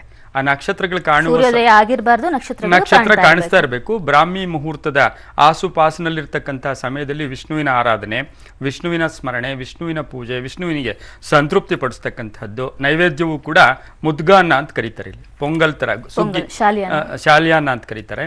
ಆಮೇಲೆ ಹುಗ್ಗಿ ಅಂತ ಕರೀತಾರೆ. ಹೆಸರು ಬೇಳೆ ಶುಂಠಿ ಮತ್ತು ಬೆಲ್ಲ ಇವೆಲ್ಲ ಹಾಕಿ ಮಾಡ್ತಕ್ಕಂಥ ಪ್ರಸಾದ. ಅದ್ರ ವೈಜ್ಞಾನಿಕವಾಗಲೂ ಕೂಡ ದೇಹವನ್ನು ಸಾಕಷ್ಟು ರೋಗ ರುಜಿನಗಳಿಂದ ಸಂರಕ್ಷಣೆ ಮಾಡಿಕೊಂಡು ಕಾಯಿಲೆಗಳನ್ನು ನಿವಾರಣೆ ಮಾಡ್ಕೊಳ್ತಕ್ಕಂಥದ್ದು ವೈಜ್ಞಾನಿಕವಾಗಿ ಅದರ ಹಿನ್ನೆಲೆ ಇದೆ. ಅಂದರೆ ಇಲ್ಲಿ ವ್ರತಕ್ಕೆ ಅಂತ ಬಂದಾಗ ಸಾಕಷ್ಟು ವಿಷ್ಣುವಿಗೆ ಸಂಬಂಧಿಸಿರ್ತಕ್ಕಂತಹ ಒಂದು ವಿಶೇಷವಾದ ಪೂಜೆ ಪುನಸ್ಕಾರಗಳು ಮಾಡ್ತಕ್ಕಂಥದ್ದೇ ಪ್ರಾಶಸ್ತ್ಯ ಇಲ್ಲಿ. ತಿರುಪತಿಯಲ್ಲೂ ಕೂಡ ವೆಂಕಟೇಶ್ವರನ ವಿಶೇಷ ದರ್ಶನ ಕೂಡ ಈ ಮಾಸದಲ್ಲೂ ಕೂಡ ಆಗೋ ಸಾಧ್ಯತೆ ಜಾಸ್ತಿ ಇದೆ. ಏನು ಇಲ್ಲಿ ಯಾರ್ಯಾರು ಈಗ ಕನ್ಯೆಯರು ಮಾಡ್ತಕ್ಕಂಥದ್ದು, ಆಯಸ್ಸಿಗಾಗಿ ಮಾಡ್ತಕ್ಕಂಥದ್ದು, ಮದುವೆಗಾಗಿ ಮಾಡ್ತಕ್ಕಂಥದ್ದು, ಮಕ್ಕಳಿಗಾಗಿ ಮಾಡ್ತಕ್ಕಂಥದ್ದು, ನಾವು ಏನೇನು ಸಂಕಲ್ಪಗಳನ್ನು ಸಿದ್ಧಿ ಮಾಡ್ಕೊಳ್ತೀವೋ ಅವೆಲ್ಲವೂ ಕೂಡ ಸಿದ್ಧಿ ಆಗುತ್ತೆ. ಯಾಕೆಂದರೆ ಇದಕ್ಕೇನಾದರೂ ಒಂದು ಪ್ರೂಫ್ ಬೇಕು. ಸುಮ್ಮನೆ ನಾನು ಹೇಳಿಬಿಟ್ರೆ ಸದ್ದು. ಇದಕ್ಕೆ ಪ್ರೂಫ್ ಏನು ಅಂದರೆ ಸಾಕ್ಷಾತ್ ಶಚೀದೇವಿ, ಇಂದ್ರನ ಹೆಂಡತಿ, ಯಾವಾಗ ಇಂದ್ರನಿಗೆ ರಾಜ್ಯ ಪದವಿ ಹೋಗ್ಬಿಟ್ಟು ಆತನು ಸಾಮಾನ್ಯ ಮನುಷ್ಯನಾಗಿ ಅಥವಾ ಸಾಮಾನ್ಯ ದೇವರಾಗಿರ್ಬೇಕಾಗಿತ್ತಂತೆ. ಅಂತಹ ಪರಿಸ್ಥಿತಿ ಬಂದ್ಬಿಟ್ಟಿತ್ತು, ಬೇರೆ ದಾರಿನೇ ಇಲ್ಲ. ಆಗ ಶಚೀದೇವಿ ಈ ವ್ರತವನ್ನು, ಈ ಮಾರ್ಗಶಿರ ಮಾಸದ ಅಥವಾ ಧನುರ್ಮಾಸ ವ್ರತ ಬೆಳಗಿನ ಜಾವ ಆಕೆ ಮಾಡಿದ ಫಲವಾಗಿ ಆತನಿಗೆ ರಾಜ್ಯ ಒಂದು ಪಟ್ಟ ಸಿಕ್ತು ಅಂತ. ಯಾಕೆಂದ್ರೆ ಹೋಗಿದ್ದಂತಹ ಪದವಿ ಮತ್ತೆ ಶಚೀದೇವಿಯಿಂದ ಕೂಡ ಶಚೀದೇವಿ ಮಾಡಿದ. ಹಾಗಾಗಿ ಗಂಡನಿಗೋಸ್ಕರ ಹೆಂಡತಿ ಮಾಡ್ತಕ್ಕಂತಹ ವ್ರತ ಇದು. ಮತ್ತು ಈ ಮಾಸದಲ್ಲಿ ಯಾರು ಬಳೆಗಳನ್ನು ದಾನ ಕೊಡ್ತಕ್ಕಂಥದ್ದು, ಕುಪ್ಪಸವನ್ನು ದಾನ ಕೊಡ್ತಕ್ಕಂಥದ್ದು, ಹೂವಾಗಲಿ, ತೆಂಗಿನಕಾಯಿ, ಇಂಥದನ್ನೆಲ್ಲ ಅಂದರೆ ಪೂಜಾ ಸಾಮಗ್ರಿಗಳನ್ನು ದೇವಸ್ಥಾನಕ್ಕೆ ಅರ್ಪಣೆ ಮಾಡೋದ್ರಿಂದ ಹೆಚ್ಚು ಶಕ್ತಿ ಬರುತ್ತೆ. ಮುಖ್ಯವಾಗಿ ಶಕ್ತಿಯನ್ನು ಪಡ್ಕೊಳ್ಳೋ ಮಾಸ ಇದು ಪೂರ್ತಿ ಮಾಸ. ಈಗ 16ನೇ ತಾರೀಕಿನಿಂದ ಜನವರಿ 13 ತನಕ ಇರತಕ್ಕಂತಹ ಈ ಮಾಸ ಏನಿದೆ, ಈ ಮಾಸದಲ್ಲಿ ನಮಗೆ ಶಕ್ತಿಯನ್ನು ಪಡ್ಕೊಳ್ಳೋ ಮಾಸ. ಆಮೇಲೆ ಎರಡನೇದು ಒಂದು ಗೊಂದಲ ಏನು ಅಂತ ಹೇಳಿದ್ರೆ, ಈ ಮಾಸದಲ್ಲಿ ಶುಭ ಕಾರ್ಯ ಅನ್ನೋ ಪ್ರಶ್ನೆ ಬರೋದಿಲ್ಲ. ನಾವು ಯಾವಾಗ ಶಕ್ತಿ ಬೇಕೋ ಅದಕ್ಕೋಸ್ಕರ ನಾವು ಶುಭ ಕಾರ್ಯಗಳನ್ನು ಮಾಡ್ಬೋದಾ ಮಾಡಬಾರ್ದಾ ಅಂತ ಹೇಳ್ತೀವಿ. ಆದರೆ ಮಾಡೋದ್ರಲ್ಲಿ ಯಾವುದೇ ತಪ್ಪಿಲ್ಲ, ಮಾಡುವುದರಲ್ಲಿ ಯಾವುದೇ. ಯಾಕೆಂದ್ರೆ ಅದೇ ಸೂರ್ಯ, ಅದೇ ದಿನ, ಅದೇ ಇದೆ, ಎಲ್ಲ ಇದೆ, ನಮಗೆ ಅದೇ ಶಕ್ತಿ ಇದೆ. ಅಂದ್ರೆ ಭಗವಂತ ನಮಗಿದ್ದಾಗ ವರ್ಷ ಪೂರ್ತಿ ನಾವು ನೆಕ್ಸ್ಟ್ ಶಾಸ್ತ್ರವಾಗೂ ಪಂಚಾಂಗದ ರೀತಿ ತಗೊಂಡಾಗ ಮಾರ್ಚ್ 28ರಿಂದ ಹೊಸ ವರ್ಷ ಪ್ರಾರಂಭ ಆಗ್ತಾ ಇದೆ. ಆ ಹೊಸ ವರ್ಷ ಪ್ರಾರಂಭ ಆಗ್ತಾ ಇರತಕ್ಕಂಥ ಈ ಸಂದರ್ಭದಲ್ಲಿ ಮುಂದಿನ ವರ್ಷಕ್ಕೆ ನಮಗೆ ಶಕ್ತಿ ಬೇಕು ಅಂದರೆ ಈ ಮಾಸದಲ್ಲಿ ವಿಷ್ಣುವಿನ ಆರಾಧನೆ. ವಿಷ್ಣು ಯಾರು? ಸ್ಥಿತಿಕಾರಕ. ಬ್ರಹ್ಮ ಸೃಷ್ಟಿ ಮಾಡಿಬಿಡ್ತಾನೆ, ವಿಷ್ಣು ಅದನ್ನು ನಿಭಾಯಿಸ್ತಾನೆ, ಶಿವ ಕರ್ಕೊಳ್ತಾನೆ. ಈ ಮೂರು ಜನರ ಕಾರ್ಯ ಹೀಗೆ ನಡೆಯುವಾಗ ವಿಷ್ಣುವಿನ ಎಷ್ಟು ಜಪ ಮಾಡ್ತೀವಿ, ವಿಷ್ಣುವಿನ ಎಷ್ಟು ಸ್ಮರಣೆ ಮಾಡ್ತೀವಿ. ಈ ಮಾಸದ ಮಂತ್ರವೂ ಕೂಡ ವಿಶೇಷ. ಓಂ ನಮೋ ಭಗವತೆ ವಾಸುದೇವಾಯ, ಓಂ ನಮೋ ಭಗವತೆ ವಾಸುದೇವಾಯ ಅನ್ನೋ ವಿಶೇಷ ಮಂತ್ರವನ್ನು ಎಷ್ಟು ಪಠನೆ ಮಾಡ್ತಾ ಇರ್ತೀವೋ 72,000 ನಾಡಿಗಳು ಜಾಗೃತ ಆಗ್ತವೆ. ಜಾಗೃತ ಮಾಸ ಇದು. ಹಾಗಾಗಿ ಶಕ್ತಿಯನ್ನು ಪಡೆಯುವ ಮಾಸ. ಆಮೇಲೆ ವ್ರತಗಳಿಗಂತ ಮುಖ್ಯವಾಗಿ ಕ್ಷೇತ್ರ ದರ್ಶನಕ್ಕೆ ಹೆಚ್ಚು ಪ್ರಾಶಸ್ತ್ಯ ಇದೆ ಇಲ್ಲಿ. ಮತ್ತೆ ನದಿ ಸ್ನಾನಕ್ಕೆ ಹೆಚ್ಚು ಪ್ರಾಶಸ್ತ್ಯ. ಹೊರಗಿನ ಸ್ನಾನ, ಆ ನೀರು, ಯಾಕೆಂದ್ರೆ ಪ್ರಕೃತಿಯಲ್ಲಿ ನೀರಿರ್ತಕ್ಕಂತಹ ನೀರಿಗೆ ಎಷ್ಟೋ ಭಗವಂತನ ಆವಾಹನೆ ಕೂಡ ಉಷಃ ಕಾಲದಲ್ಲಾಗುತ್ತೆ. ಬ್ರಾಹ್ಮಿ ಮುಹೂರ್ತದಲ್ಲೂ ಕೂಡ ಆ ದೇವರ ಅನುಗ್ರಹ ನೀರಿಗಾಗುತ್ತೆ. ಈಗ ನಾವು ಸಾಕ್ಷಾತ್ ನಮಗೆ ಎದುರುಗಡೆ ಇರ್ತಕ್ಕಂಥ ನಿದರ್ಶನ ಅಂದ್ರೆ ಹಿಮಾಲಯದಲ್ಲಿ ಈಗಲೂ ಸಹ 2 ಗಂಟೆ ರಾತ್ರಿಯಲ್ಲಿ 2 ನಕ್ಷತ್ರೋಪಾದಿಯಲ್ಲಿ ಅಲ್ಲಿ ಬರ್ತಕ್ಕಂಥದ್ದನ್ನ ನಾವು ನೋಡಿದೀವಿ. ಹಾಗಾಗಿ ನೀರಿಗೆ ಹೆಚ್ಚು ಪ್ರಾಶಸ್ತ್ಯ ಆಚೆ ಕಡೆ. ವಿಷ್ಣು ಆಲಯಗಳಿಗೆ ವಿಷ್ಣು ಆಲಯಗಳಿಗೆ ಇಲ್ಲಿ ವಿಷ್ಣು ಆಲಯ ಅಂತ ಹೇಳಿ ಯದ್ಭಾವಂ ತದ್ಭವತಿ. ಎಲ್ಲಾ ದೇವರು ಸರ್ವದೇವ ನಮಸ್ಕಾರ ಕೇಶವಂ ಪ್ರತಿ ಗಚ್ಚತಿ ಅಂತೀವಿ ನಾವು. ಭಾವನೆ ಒಂದು ಮುಖ್ಯ. ನಮ್ಮೂರಲ್ಲಿ ಶಿವ ದೇವಸ್ಥಾನ ಇದೆ, ವಿಷ್ಣು ದೇವಸ್ಥಾನ ಇಲ್ಲ. ಅಲ್ಲೂ ಕೂಡ ಆ ಶಿವನ ದರ್ಶನ ಮಾಡಿದಾಗಲೂ ಕೂಡ ಆ ಎನರ್ಜಿ, ಯಾಕೆಂದ್ರೆ ದೇವಸ್ಥಾನಗಳಲ್ಲಿ ಈ ಮಾಸದಲ್ಲಿ ಆ ದೇವಸ್ಥಾನಗಳ ಪ್ರಾಕಾರದಲ್ಲಿ ಹೆಚ್ಚು ಶಕ್ತಿ ಇರತಕ್ಕಂಥ ಮಾಸ. ಆ ಶಕ್ತಿ ನಮ್ಮ ಬ್ಲಡ್ಡಲ್ಲಿ, ನಮ್ಮ ನರನಾಡಿಗಳಲ್ಲಿ ಜಾಗೃತ ಆಗುತ್ತೆ. ಯಾಕೆಂದರೆ ನಮಗೆ ಗೊತ್ತಿಲ್ಲ ನಾಳೆ ಏನಾಗುತ್ತೋ, ನಮಗೆ ಗೊತ್ತಿಲ್ಲ ನಮ್ಮ ಪರಿಸ್ಥಿತಿ ಏನಾಗುತ್ತೋ. ಇವತ್ತು ಸಮಾಜ ನೋಡೋಕೆ ಹೋದಾಗ ಡೆಲ್ಲಿಯಲ್ಲಿರೋನು ಹಳ್ಳಿಗೆ ಬರ್ತಾನೆ, ಹಳ್ಳಿಯಲ್ಲಿರೋನು ಡೆಲ್ಲಿಗೆ ಹೋಗ್ತಾನೆ. ಎಷ್ಟೋ ಜನ ತಮ್ಮ ಕರ್ಮಗಳನ್ನು ಇವತ್ತು ನಾವು ನೋಡ್ತಾ ಇದ್ದೀವಿ. ಯಾಕೆ ಅಂತ ಹೇಳಿದ್ರೆ ಸರಿಯಾದ ಕ್ರಿಯೆಗಳನ್ನು ಮಾಡದೆ, ಸರಿಯಾಗಿ ಈ ಮಾಸಗಳನ್ನು ಸದುಪಯೋಗ ಪಡಿಸ್ಕೊಳ್ಳದೆ ಇವತ್ತು ನಾವು ಅನುಭವಿಸ್ತಾ ಇದ್ದೀವಿ. ಸೂರ್ಯೋದಯಕ್ಕೂ ಮುಂಚೆ ಪೂಜೆಯನ್ನ ಮಾಡಿದ್ರೆ ನಮ್ಮಲ್ಲಿರುವಂತಹ ಒಳಗಿನ ಶಕ್ತಿ ಜಾಗೃತವಾಗುತ್ತೆ, ಹೆಚ್ಚು ಉಪಯೋಗ ಆಗುತ್ತೆ ಅಂತ ಹೇಳ್ತಾರೆ. ಓಕೆ ಗುರುಗಳೇ, ಇನ್ನು ಈ ಧನುರ್ಮಾಸ ಅಂದ್ರೆ ವೃಶ್ಚಿಕ ರಾಶಿಯಿಂದ ರವಿ ಒಂದು ಇದಕ್ಕೆ ಪ್ರವೇಶ ಮಾಡ್ತಾನೆ, ಅಂದ್ರೆ ಧನುರ್ರಾಶಿಗೆ ಪ್ರವೇಶ ಮಾಡ್ತಾನೆ. ಇದು ಯಾವ ರೀತಿ ಒಂದು ಶ್ರೇಷ್ಠವಾದಂಥದ್ದು? ಸೂರ್ಯ ಧನುರ್ರಾಶಿನ ಪ್ರವೇಶ ಮಾಡಿ 1 ತಿಂಗಳ ಕಾಲ ಧನುರ್ರಾಶಿಯಲ್ಲೇ ಇರೋದ್ರಿಂದ ಯಾವೆಲ್ಲ ರೀತಿಯ ಫಲಾಫಲಗಳಾಗತ್ತೆ ಅಥವಾ ಏನಾದರೂ ಅನಾನುಕೂಲ ಆಗತ್ತಾ ಗುರುಗಳೇ? ನೋಡಿ, ಖಂಡಿತವಾಗಿ ಕೂಡ 1 ಮಾಸಗಳ ಪರ್ಯಂತರವಾಗಿ ರವಿಯ ಚಲನೆ, ಒಂದು ಮನೆಯಿಂದ ಇನ್ನೊಂದು ಮನೆಗೆ ಚಲಿಸುವಾಗ 1 ಮಾಸಗಳು. ಸಮ್ಯಕ್ ಕ್ರಮಣೇತಿ ಸಂಕ್ರಮಣ, ಸಮ್ಯಕ್ ಎಲ್ಲವನ್ನು ಒಳಗೊಂಡಿರುವಂತಹ ಸಂಕ್ರಮಣ ಕಾಲದಲ್ಲಿ ಪ್ರವೇಶವನ್ನು ಅಥವಾ ನಿರ್ಗಮನವನ್ನು ಮಾಡುವಂತಹ ಪ್ರಕ್ರಿಯೆಗಳನ್ನು ಕಾಣ್ತಾ ಹೋಗ್ತೇವೆ. ಹಾಗಿರುವಾಗ ರವಿ ಇಲ್ಲದೆ ಈ ಜಗತ್ತಿನಲ್ಲಿ ಜಗಚ್ಚಕ್ಷು ಎನ್ನುವಂತಹ ಹೆಸರೇನಾದ್ರೂ ಕೂಡ ಅದು ರವಿಗೆ ಮಾತ್ರವೇ. ಈ ಜಗತ್ತಿನ ಚಕ್ಷು ಅರಕ್ಷಣದಲ್ಲಿ ಏನಾದರೂ ಕೂಡ ಕಣ್ಮುಚ್ಚಿದ ಅಂತಾದರೆ ಇಡೀ ಪ್ರಪಂಚ ಪೂರ್ತಿ ಕತ್ತಲಮಯವಾಗಿರುತ್ತೆ. ಹಾಗಾದರೆ ಈ ಪ್ರವೇಶದಿಂದ ವೃಶ್ಚಿಕಾತ್ ಧನುವಿಗೆ ಪ್ರವೇಶದಿಂದ ಯಾವುದೇ ಥರದ ಸಮಸ್ಯೆಗಳು ಆಗಲಿಕ್ಕೆ ಸಾಧ್ಯತೆಗಳಿಲ್ಲ. ಇದನ್ನು ವೈಜ್ಞಾನಿಕವಾದಂಥ ಒಂದು ಕಾರಣಗಳನ್ನು ಇಟ್ಟುಕೊಂಡು ನೋಡಿದಾಗ ಯಾಕೆಂದ್ರೆ ಈ ಡಿಸೆಂಬರ್ ತಿಂಗಳು ಬಂತು ಅಂದ್ರೆ ಅಪಘಾತಗಳು ಹೆಚ್ಚು, ಡೇಂಜರ್ ಡಿಸೆಂಬರ್ ಅಂತ ಡೇಂಜರ್ ಡಿಸೆಂಬರ್ ಅಂತಾರೆ. ಹಾಗಾಗಿ ಈ ಡೇಂಜರ್ ಡಿಸೆಂಬರ್ಗೂ ಈ ರವಿ ಧನುರಾಶಿಗೆ ಪ್ರವೇಶ ಮಾಡೋದಕ್ಕೂ ಸಂಬಂಧ ಇಲ್ಲ. 100ಕ್ಕೆ 100ರಷ್ಟು ವೈಜ್ಞಾನಿಕವಾದಂತಹ ಕಾರಣಗಳು ಹಾಗೆ ಧಾರ್ಮಿಕವಾದಂತಹ ಕಾರಣಗಳು ಎರಡೂ ಕೂಡ ಇದಕ್ಕೆ ಪ್ರಧಾನವಾಗಿರುತ್ತೆ. ಪ್ರಾತಃ ಕಾಲದಲ್ಲಿ ಎದ್ದು ದೈವ ಸ್ಮರಣೆಯನ್ನು ಮಾಡುವುದರಿಂದ ಅವನ ಆತುರತೆಗಳೆಲ್ಲವೂ ಕೂಡ ಮನಸ್ಸೆಲ್ಲವೂ ಕೂಡ ಕಂಟ್ರೋಲಿಗೆ ಬರುತ್ತೆ. ನೀವು ಸಾಮಾನ್ಯವಾಗಿ ನೋಡಿರ್ಬೋದು, ಚಳಿಗಾಲದಲ್ಲಿ ಈ ಮಾನಸಿಕವಂಥ ಕಾಯಿಲೆಗಳಿಂದ ಬಳಲ್ತಕ್ಕಂಥವ್ರು ಏನಿದ್ದಾರೋ ಅವರಿಗೆ ಈ ಕಾಯಿಲೆ ಈ ಒಂದು ಮಾಸದಲ್ಲಿ ಜಾಸ್ತಿ ಆಗ್ತಾ ಇರುತ್ತೆ. ಡಾಕ್ಟರ್ಗಳು ಹೇಳ್ತಾರೆ ಸ್ವಲ್ಪ ಬೆಚ್ಚಗಿರಿ, ನೀವು ಯಾವುದೇ ಕಾರಣಕ್ಕೂ ಕೂಡ ನಿಮ್ಮ ಮನಸ್ಸನ್ನು ಬೆಚ್ಚಗೆ ಇರತಕ್ಕಂಥ ಪದಾರ್ಥಗಳನ್ನು ಸ್ವೀಕಾರ ಮಾಡಿ ಎನ್ನುವಂತಹ ಮಾತುಗಳನ್ನು ಅಂದರೆ ಮನೋವಿಜ್ಞಾನಿಗಳು ಅಥವಾ ಮನೋವೈದ್ಯರು ಕೂಡ ಇದನ್ನು ಹೇಳ್ತಾ ಬರ್ತಾರೆ. ಅಂದರೆ ಎಲ್ಲೋ ಒಂದು ಕಡೆಯಲ್ಲಿ ನಮ್ಮ ಮನಸ್ಸು ಎನ್ನುವಂಥದ್ದು ಕೂಡ ಒಂದು ರೀತಿಯಾಗಿ ಉದ್ರೇಕಗೊಳ್ಳಬಹುದು ಅಥವಾ ಸ್ಥಗಿತಗೊಳ್ಳಬಹುದು. ಈ ರೀತಿಯಂತಹ ಪ್ರಕ್ರಿಯೆಗಳು ಈ ಮಾಸದಲ್ಲಿ ನಡೆಯುವುದರಿಂದ ಪಂಚೇಂದ್ರಿಯಗಳು ನಿಯಂತ್ರಣಕ್ಕೆ ಬರುತ್ತೆ ಅಂತ. ಖಂಡಿತ ಹೌದು. ಆ ಪೂಜೆ ಪುನಸ್ಕಾರಗಳನ್ನು ಮಾಡಿದಾಗ ನಿಮ್ಮಲ್ಲಿರತಕ್ಕಂತಹ ಜಾಗೃತಾವಸ್ಥೆಗೆ ನೀವು ಬರ್ತೀರಿ. ಯಾವ್ದು ಸರಿ ಯಾವ್ದು ತಪ್ಪು ಎನ್ನುವಂತಹ ಸಮಂಜಸವಾದಂತಹ ಒಂದು ತೀರ್ಮಾನಕ್ಕೆ ಬರುವಂತಹ ಸಾಧ್ಯತೆಗಳಿರೋದ್ರಿಂದ ಒಂದು ಸ್ಮರಣೆಯನ್ನು ಮಾಡಬೇಕು ಅಂತ. ಯಸ್ಯ ಸ್ಮರಣ ಮಾತ್ರೇಣ ಜನ್ಮ ಸಂಸಾರ ಬಂಧನಾತ್ ವಿಮುಚ್ಯತೆ ನಮಸ್ತಸ್ಮೈ ವಿಷ್ಣವೇ ಪ್ರಭವಿಷ್ಣವೇ. ಬರುವಂತಹ ಒಂದು ವಾಕ್ಯ. ಈ ಒಂದು ಮನುಷ್ಯನಾದವನು ಏನು ಅಂತ ಕೇಳಿದ್ರೆ ಝೀರೋದಿಂದ ಬಂದಿದ್ದಾನೆ ಅಂತ ಹೇಳಿದ ಮೇಲೆ ಝೀರೋಕ್ಕೆ ಅವನು ಹೋಗ್ತಾನೆ ಅನ್ನುವಂಥದ್ದು ಅಡಿಟಿಂಗ್ ಸಿಸ್ಟಮ್ ನಡೀತಾನೆ ಇರುತ್ತೆ. ನಾವು ಮಾಡಿರ್ತಕ್ಕಂತಹ ಪಾಪಕರ್ಮಗಳು ಯಸ್ಯ ಸ್ಮರಣ ಮಾತ್ರೇಣ ಕೇವಲ ವಿಷ್ಣು ಎನ್ನುವಂತಹ ನಾಮಸ್ಮರಣೆಯನ್ನು ಮಾಡೋದ್ರಿಂದಲೇ ಈ ಜನ್ಮ ಒಂದು ನಮ್ಮ ಸಂಸಾರ ಎನ್ನುವಂತಹ ಭವಬಂಧನದಿಂದ ಈ ಗಂಟನ್ನು ಬಿಡಿಸಿಕೊಳ್ಳುವಂತಹ ಸಾಧ್ಯತೆಗಳಿದೆ. ಬಹಳಷ್ಟು ಜನ ವಿಷ್ಣು ಆಲಯಗಳಿಗೆ ಭೇಟಿ ನೀಡ್ತಾರೆ. ಅದೇ ರೀತಿ ಅರಳಿ ಮರ ಪ್ರದಕ್ಷಿಣೆಯನ್ನ ಕೂಡ ಹಾಕ್ತಾರೆ. ಹೆಣ್ಮಕ್ಳು ಗಂಡ್ಮಕ್ಳು ಇವಾಗ ಎಲ್ಲರೂ ಕಾಮನ್ ಆಗ್ಬಿಟ್ಟಿದ್ರೆ ಅರಳಿ ಮರ ಪ್ರದಕ್ಷಿಣೆ ಹಾಕ್ತಾರೆ. ಇದು ಏನು ವಿಶೇಷತೆ ಅಂತ ನೋಡಿ. ಅರಳಿ ಮರದಲ್ಲಿ ತ್ರಿಮೂರ್ತಿಗಳ ವಾಸಸ್ಥಾನ ಔದುಂಬರಾದಿ ವೃಕ್ಷಗಳು ಅಂತ. ಔದುಂಬರ ಅಂತ ಹೇಳಿದ್ರೆ ಅತ್ತಿ ಮರ, ಹಾಗೆ ವಿಶೇಷವಾಗಿರತಕ್ಕಂಥ ಅಶ್ವತ್ಥ ವೃಕ್ಷ, ಇವೆರಡೂ ಕೂಡ ಶಾಸ್ತ್ರೀಯವಾದಂಥ ವಿಧಾನದಲ್ಲಿ ತ್ರಿಮೂರ್ತಿಗಳು ಅಂದರೆ ಆರಂಭದ ಒಂದು ಕೆಳಗಿಡ ಬುಡದ ಭಾಗದಲ್ಲಿ ಇರತಕ್ಕಂಥವನು ಬ್ರಹ್ಮ, ಮಧ್ಯದಲ್ಲಿ ವಿಷ್ಣು, ಕೊನೆಯಲ್ಲಿ ಅಗ್ರದಲ್ಲಿ ಶಿವನು ಕೂಡ ತ್ರಿಮೂರ್ತಿಗಳ ವಾಸಸ್ಥಾನ ಈ ಒಂದು ವೃಕ್ಷ ಎನ್ನುವಂತಹ ಸ್ಥಿತಿಗತಿಗಳಲ್ಲಿ ನೋಡಿದರೆ ವೈಜ್ಞಾನಿಕವಂತಹ ಕಾರಣಗಳು. ಸಾಮಾನ್ಯವಾಗಿ ಮಕ್ಕಳು ಯಾರ್ಯಾರಿಗಾಗಿಲ್ವೋ ಅಂಥವರೆಲ್ಲರೂ ಕೂಡ 48 ಪ್ರದಕ್ಷಿಣೆ ಮಾಡಿ ಅಂತ ಅನೇಕರು ಹೇಳ್ತಾರೆ. ಕಾರಣಗಳಿದೆ. ಅದು ಆ ಪ್ರಾತಃ ಕಾಲದಲ್ಲಿ ಬೀರುವಂತಹ ಅದರ ಗಾಳಿಯನ್ನು ಸೇವಿಸಿದಾಗ, ವೈಜ್ಞಾನಿಕವಂಥ ಗಾಳಿಗಳನ್ನು ನಾವು ಸೇವಿಸಿದಾಗ ಅತಿಯಾದಂಥ ಆಮ್ಲಜನಕವನ್ನು ಉತ್ಪತ್ತಿ ಮಾಡತಕ್ಕಂತಹ ಒಂದು ತಾಣ ಯಾವುದು ಅಂತ ಕೇಳಿದರೆ ಅದು ಅರಳಿ ಮರ. ಆ ಅರಳಿ ಮರದಲ್ಲಿ ಪ್ರಾತಃ ಕಾಲದಲ್ಲಿ ಶುದ್ಧವಾದಂತಹ ಗಾಳಿಯನ್ನು ನಾವು ಸೇವಿಸಿಕೊಂಡಾಗ ಜೊತೆಗೆ ನಮ್ಮಲ್ಲಿರಬಹುದಂಥ ಅಹಂಕಾರವನ್ನು ತ್ಯಜಿಸಿ ಭಗವಂತನಿಗೆ ಶರಣಾಗತಿಯಾದಾಗ ಪ್ರದಕ್ಷಿಣೆಯನ್ನು ಮಾಡಿದಾಗ ದೇಹದಲ್ಲಿರತಕ್ಕಂತಹ ಕೊಬ್ಬಿನ ಅಂಶಗಳು ಈ ಪ್ರದಕ್ಷಿಣೆ ಮಾಡಿದಾಗ ಏನಾಗುತ್ತೆ ಅಂತ ಕೇಳಿದ್ರೆ ನಿಮ್ಮ ಬಾಡಿ ಸ್ವೆಟ್ಟಿಂಗ್ ಆಗುತ್ತೆ. ಆ ದಿವಸದಲ್ಲಿ 48 ಪ್ರದಕ್ಷಿಣೆ ಮಾಡಿ, 108 ಪ್ರದಕ್ಷಿಣೆ ಮಾಡಿ ಇತ್ಯಾದಿಗಳೆಲ್ಲವೂ ಕೂಡ ವೈಜ್ಞಾನಿಕವಂತಹ ಕಾರಣಗಳನ್ನು ಒಳಗೊಂಡಿದೆ. ಈ ಪ್ರದಕ್ಷಿಣೆ ಮಾಡಿಕೊಂಡಾಗ ದೇಹದಲ್ಲಿರತಕ್ಕಂತಹ ಕೊಬ್ಬಿನ ಅಂಶಗಳು ನಮ್ಮಿಂದ ದೂರ ಹೋಯಿತು ಎನ್ನುವಂತಹ ವೈಜ್ಞಾನಿಕವಾಗಿಯೂ ಅಷ್ಟೇ ಅಥವಾ ಈ ಧಾರ್ಮಿಕವಾಗಿಯೂ ಅಷ್ಟೇ ಮನುಷ್ಯನಿಗೆ ಬಹಳ ಉಪಯುಕ್ತವಾದಂತಹ ಒಂದು ಮಾಸ ಅಂತ ಹೇಳ್ತಾರೆ. ಇನ್ನು ಗುರುಗಳೇ, ಈ ಧನುರ್ರಾಶಿಗೆ ಸೂರ್ಯ ಪ್ರವೇಶ ಮಾಡೋದ್ರಿಂದ ದ್ವಾದಶ ರಾಶಿಗಳ ಮೇಲೆ ಯಾವ ರೀತಿ ಪ್ರಭಾವವನ್ನು ಬೀರುತ್ತೆ? ಸೂರ್ಯನ ಒಂದು ಮಾಸದ ಚಲನೆ ಸಾಕಷ್ಟು ಪ್ರಕೃತಿಯ ಮೇಲೆ, ರಾಶಿಗಳ ಮೇಲೆ, ದ್ವಾದಶ ರಾಶಿಗಳ ಮೇಲೆ ಎಲ್ಲದರ ಮೇಲೂ ಕೂಡ ಹೆಚ್ಚು ಪ್ರಭಾವ. ಸೂರ್ಯ ಎಲ್ಲೆಲ್ಲಿ ಇರ್ತಾನೋ, ಯಾಕೆ ಅಂತ ಹೇಳಿದರೆ ಧನುರ್ ರಾಶಿಯಿಂದ ಕರ್ಕಾಟಕ ರಾಶಿಯ ತನಕ, ಅಂದರೆ ಮಕರ ರಾಶಿಯ ಪ್ರವೇಶ ಮಾಡಿದಾಗಿಂದ ಮಕರ ರಾಶಿಯಿಂದ ಕರ್ಕಾಟಕ ರಾಶಿಯ ತನಕ ನಾವು ದಕ್ಷಿಣಾಯನ ಉತ್ತರಾಯಣ ಅಂತ ಕರಿತೀವಿ. ಕರ್ಕಾಟಕ ರಾಶಿಯಿಂದ ಧನುರ್ ರಾಶಿಯ ತನಕ ದಕ್ಷಿಣಾಯನ. ಈಗ ದಕ್ಷಿಣಾಯನ ತಿಂಗಳು ದಕ್ಷಿಣಾಯನ. ಹೌದೌದು, ಇದು ಎಂಡಿಂಗ್. ದಕ್ಷಿಣಾಯನ ಅಂದ್ರೆ ಉತ್ತರಾಯಣದಲ್ಲಿ ಯಾವ ರೀತಿ ಪುಣ್ಯ ಫಲಗಳು ಪ್ರಾಪ್ತಿ ಆಗುತ್ತೆ ಇದ್ರ ಬಗ್ಗೆ ತಿಳ್ಕೊಂತೀನಿ. ಒಂದು ಪುಟ ವಿರಾಮ ತಗೊಳ್ಳುವಂತಹ ಸಮಯ. ಈ ಬಗ್ಗೆ ಹೆಚ್ಚಿನ ಮಾಹಿತಿನ ನಿಮ್ಮಿಂದ ಪಡ್ಕೊಂತೀನಿ. ಬಸವರಾಜ್ ಗುರುಗಳೇ, ಈ ಧನುರ್ ಸಂಕ್ರಮಣಕ್ಕೆ ಅಂದ್ರೆ ಧನುರ್ ರಾಶಿಗೆ ರವಿ ಪ್ರವೇಶ ಆದಾಗ ದ್ವಾದಶ ರಾಶಿಗಳ ಮೇಲೆ ಯಾವ ರೀತಿ ಪ್ರಭಾವವನ್ನ ಬೀರುತ್ತೆ ಅಂತ ತಿಳಿಸ್ಕೊಡ್ತಿದ್ರಿ, ಮುಂದುವರಿಸಿ. ದ್ವಾದಶ ರಾಶಿಗೆ ರವಿ ಪ್ರವೇಶ ಆದಾಗ ಧನುರ್ ರಾಶಿಯ ಅಧಿಪತಿ ಯಾರು? ಗುರು. ಸೊ ಇವತ್ತಿನ ದಿವಸ ನಾವು ಇವತ್ತಿನ ಕುಂಡಲಿಯನ್ನು ಅವಲೋಕಿಸೋಕೆ ಹೋದಾಗ ದ್ವಿತೀಯದಲ್ಲಿ ಶುಕ್ರ ಇದ್ದಾನೆ, ಕುಂಭದಲ್ಲಿ ಕೇತು ಇದ್ದಾನೆ, ಹಾಗೆಯೇ ಸಿಂಹದಲ್ಲಿ ರಾಹು ಇದ್ದಾನೆ, ಕನ್ಯಾದಲ್ಲಿ ಗುರು ಇದ್ದಾನೆ. ಸೊ ಈ ಲೆಕ್ಕಾಚಾರದಲ್ಲಿ ನೋಡೋಕೆ ಹೋದಾಗ ಹೆಚ್ಚು ಪೂಜೆ ಮಾಡ್ತಕ್ಕಂಥದ್ದು, ಹೆಚ್ಚು ಫಲ ಬರಬೇಕು ಅಥವಾ ಹೆಚ್ಚು ಟೆನ್ಷನ್ ಆಗ್ತಕ್ಕಂತಹ ರಾಶಿಗಳು ದ್ವಾದಶ ರಾಶಿಗಳಲ್ಲಿ ನಾವು ನೋಡೋಕೆ ಹೋದಾಗ ಮುಖ್ಯವಾಗಿ ಮೇಷರಾಶಿ, ಸಿಂಹರಾಶಿ, ವೃಶ್ಚಿಕ ರಾಶಿ, ಕುಂಭರಾಶಿಯವರು ಸ್ವಲ್ಪ ಹೆಚ್ಚು ಇಲ್ಲಿ ಈ ಮಾಸವನ್ನು ಹೆಚ್ಚು ಉಪಯೋಗ ಪಡ್ಕೊಂಡಿದ್ದೆ ಆದರೆ ಅವ್ರಿಗೆ ಬರ್ತಕ್ಕಂತಹ ಕಷ್ಟಗಳು, ಕಾರ್ಪಣ್ಯಗಳು, ತೊಂದರೆಗಳು ನಿವಾರಣೆ ಆಗುವ ಸಾಧ್ಯತೆ ಜಾಸ್ತಿ ಇದೆ. ಹೆಚ್ಚು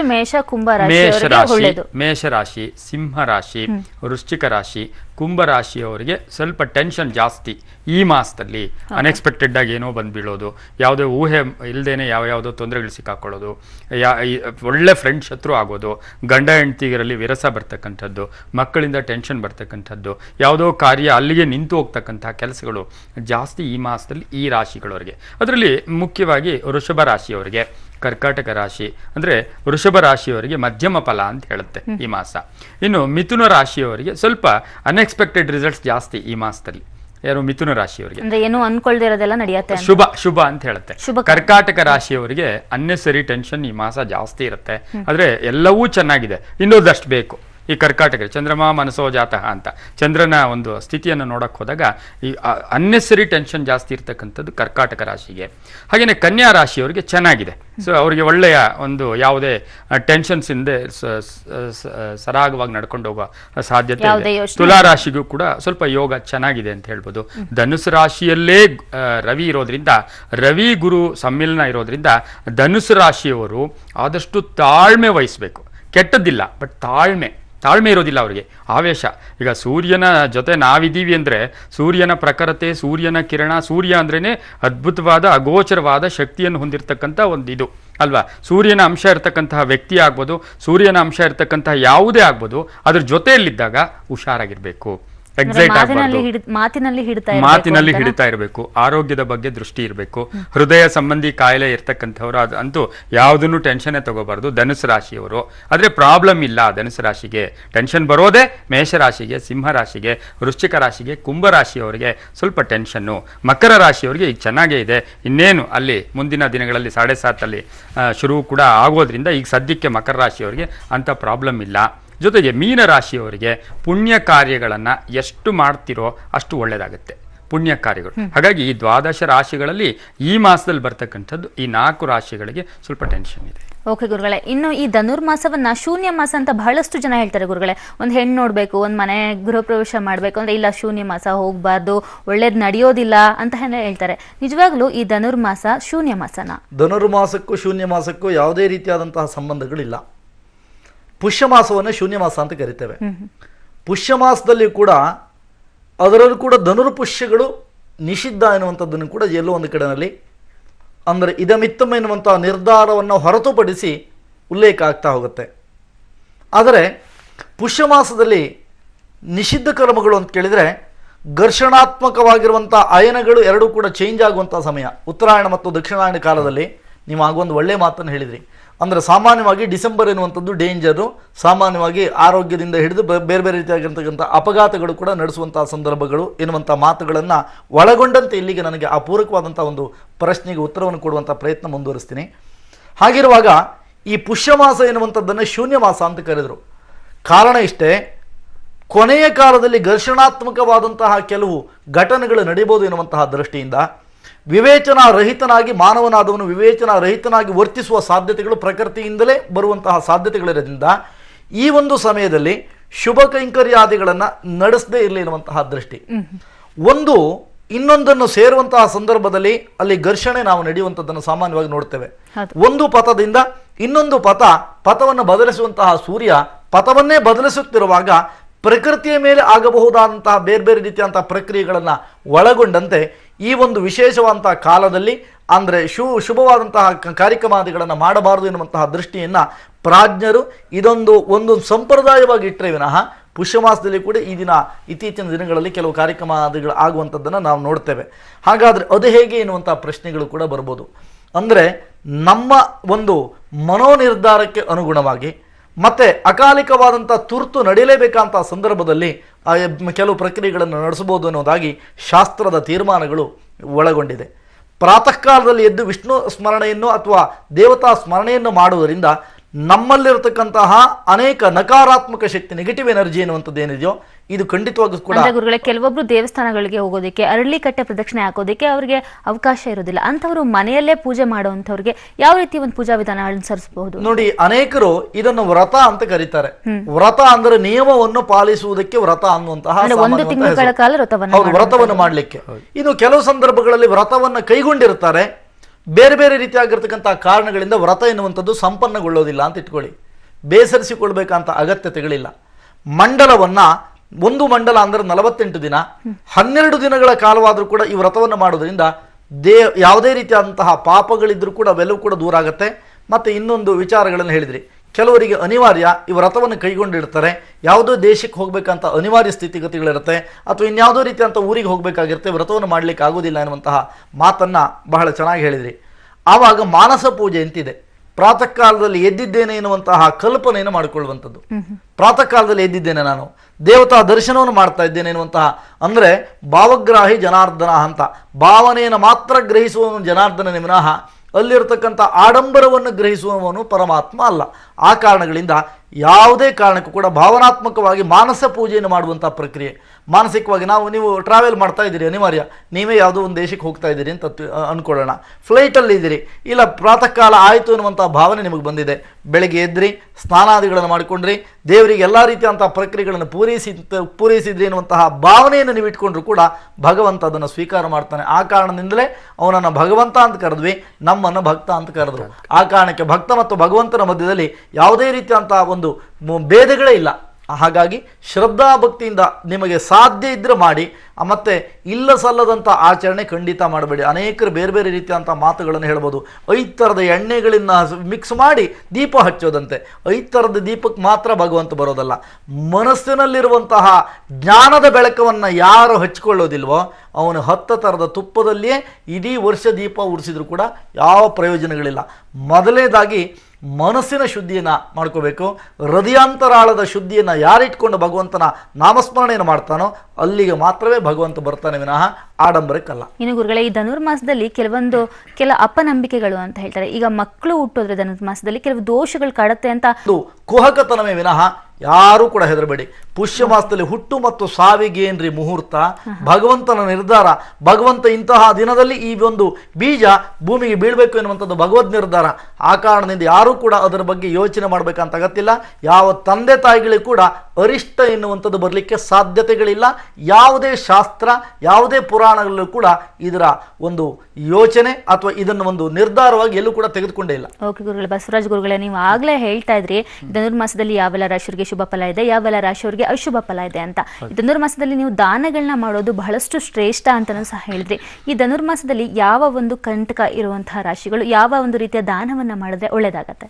ಮುಖ್ಯವಾಗಿ ದಾನ ಅಂತಕ್ಕಂತಹ ಮಾತು ಬರ್ತಕ್ಕಂಥದ್ದೇ ಯಾವಾಗ ಅಂತ ಹೇಳಿದ್ರೆ, ಮನುಷ್ಯನು ತಾನು ಸಂಪಾದನೆ ಮಾಡ್ತಕ್ಕಂತಹ ಸಂದರ್ಭದಲ್ಲಿ ತನ್ನ ಕುಟುಂಬಕ್ಕಾಗಿ ತನ್ನ ಹೆಂಡತಿ ಮಕ್ಕಳನ್ನು ಪೋಷಣೆ ಮಾಡ್ತಾ ಸಮಾಜಕ್ಕೆ ಏನಾದರೂ ಒಂದು ಕೊಡಬೇಕು.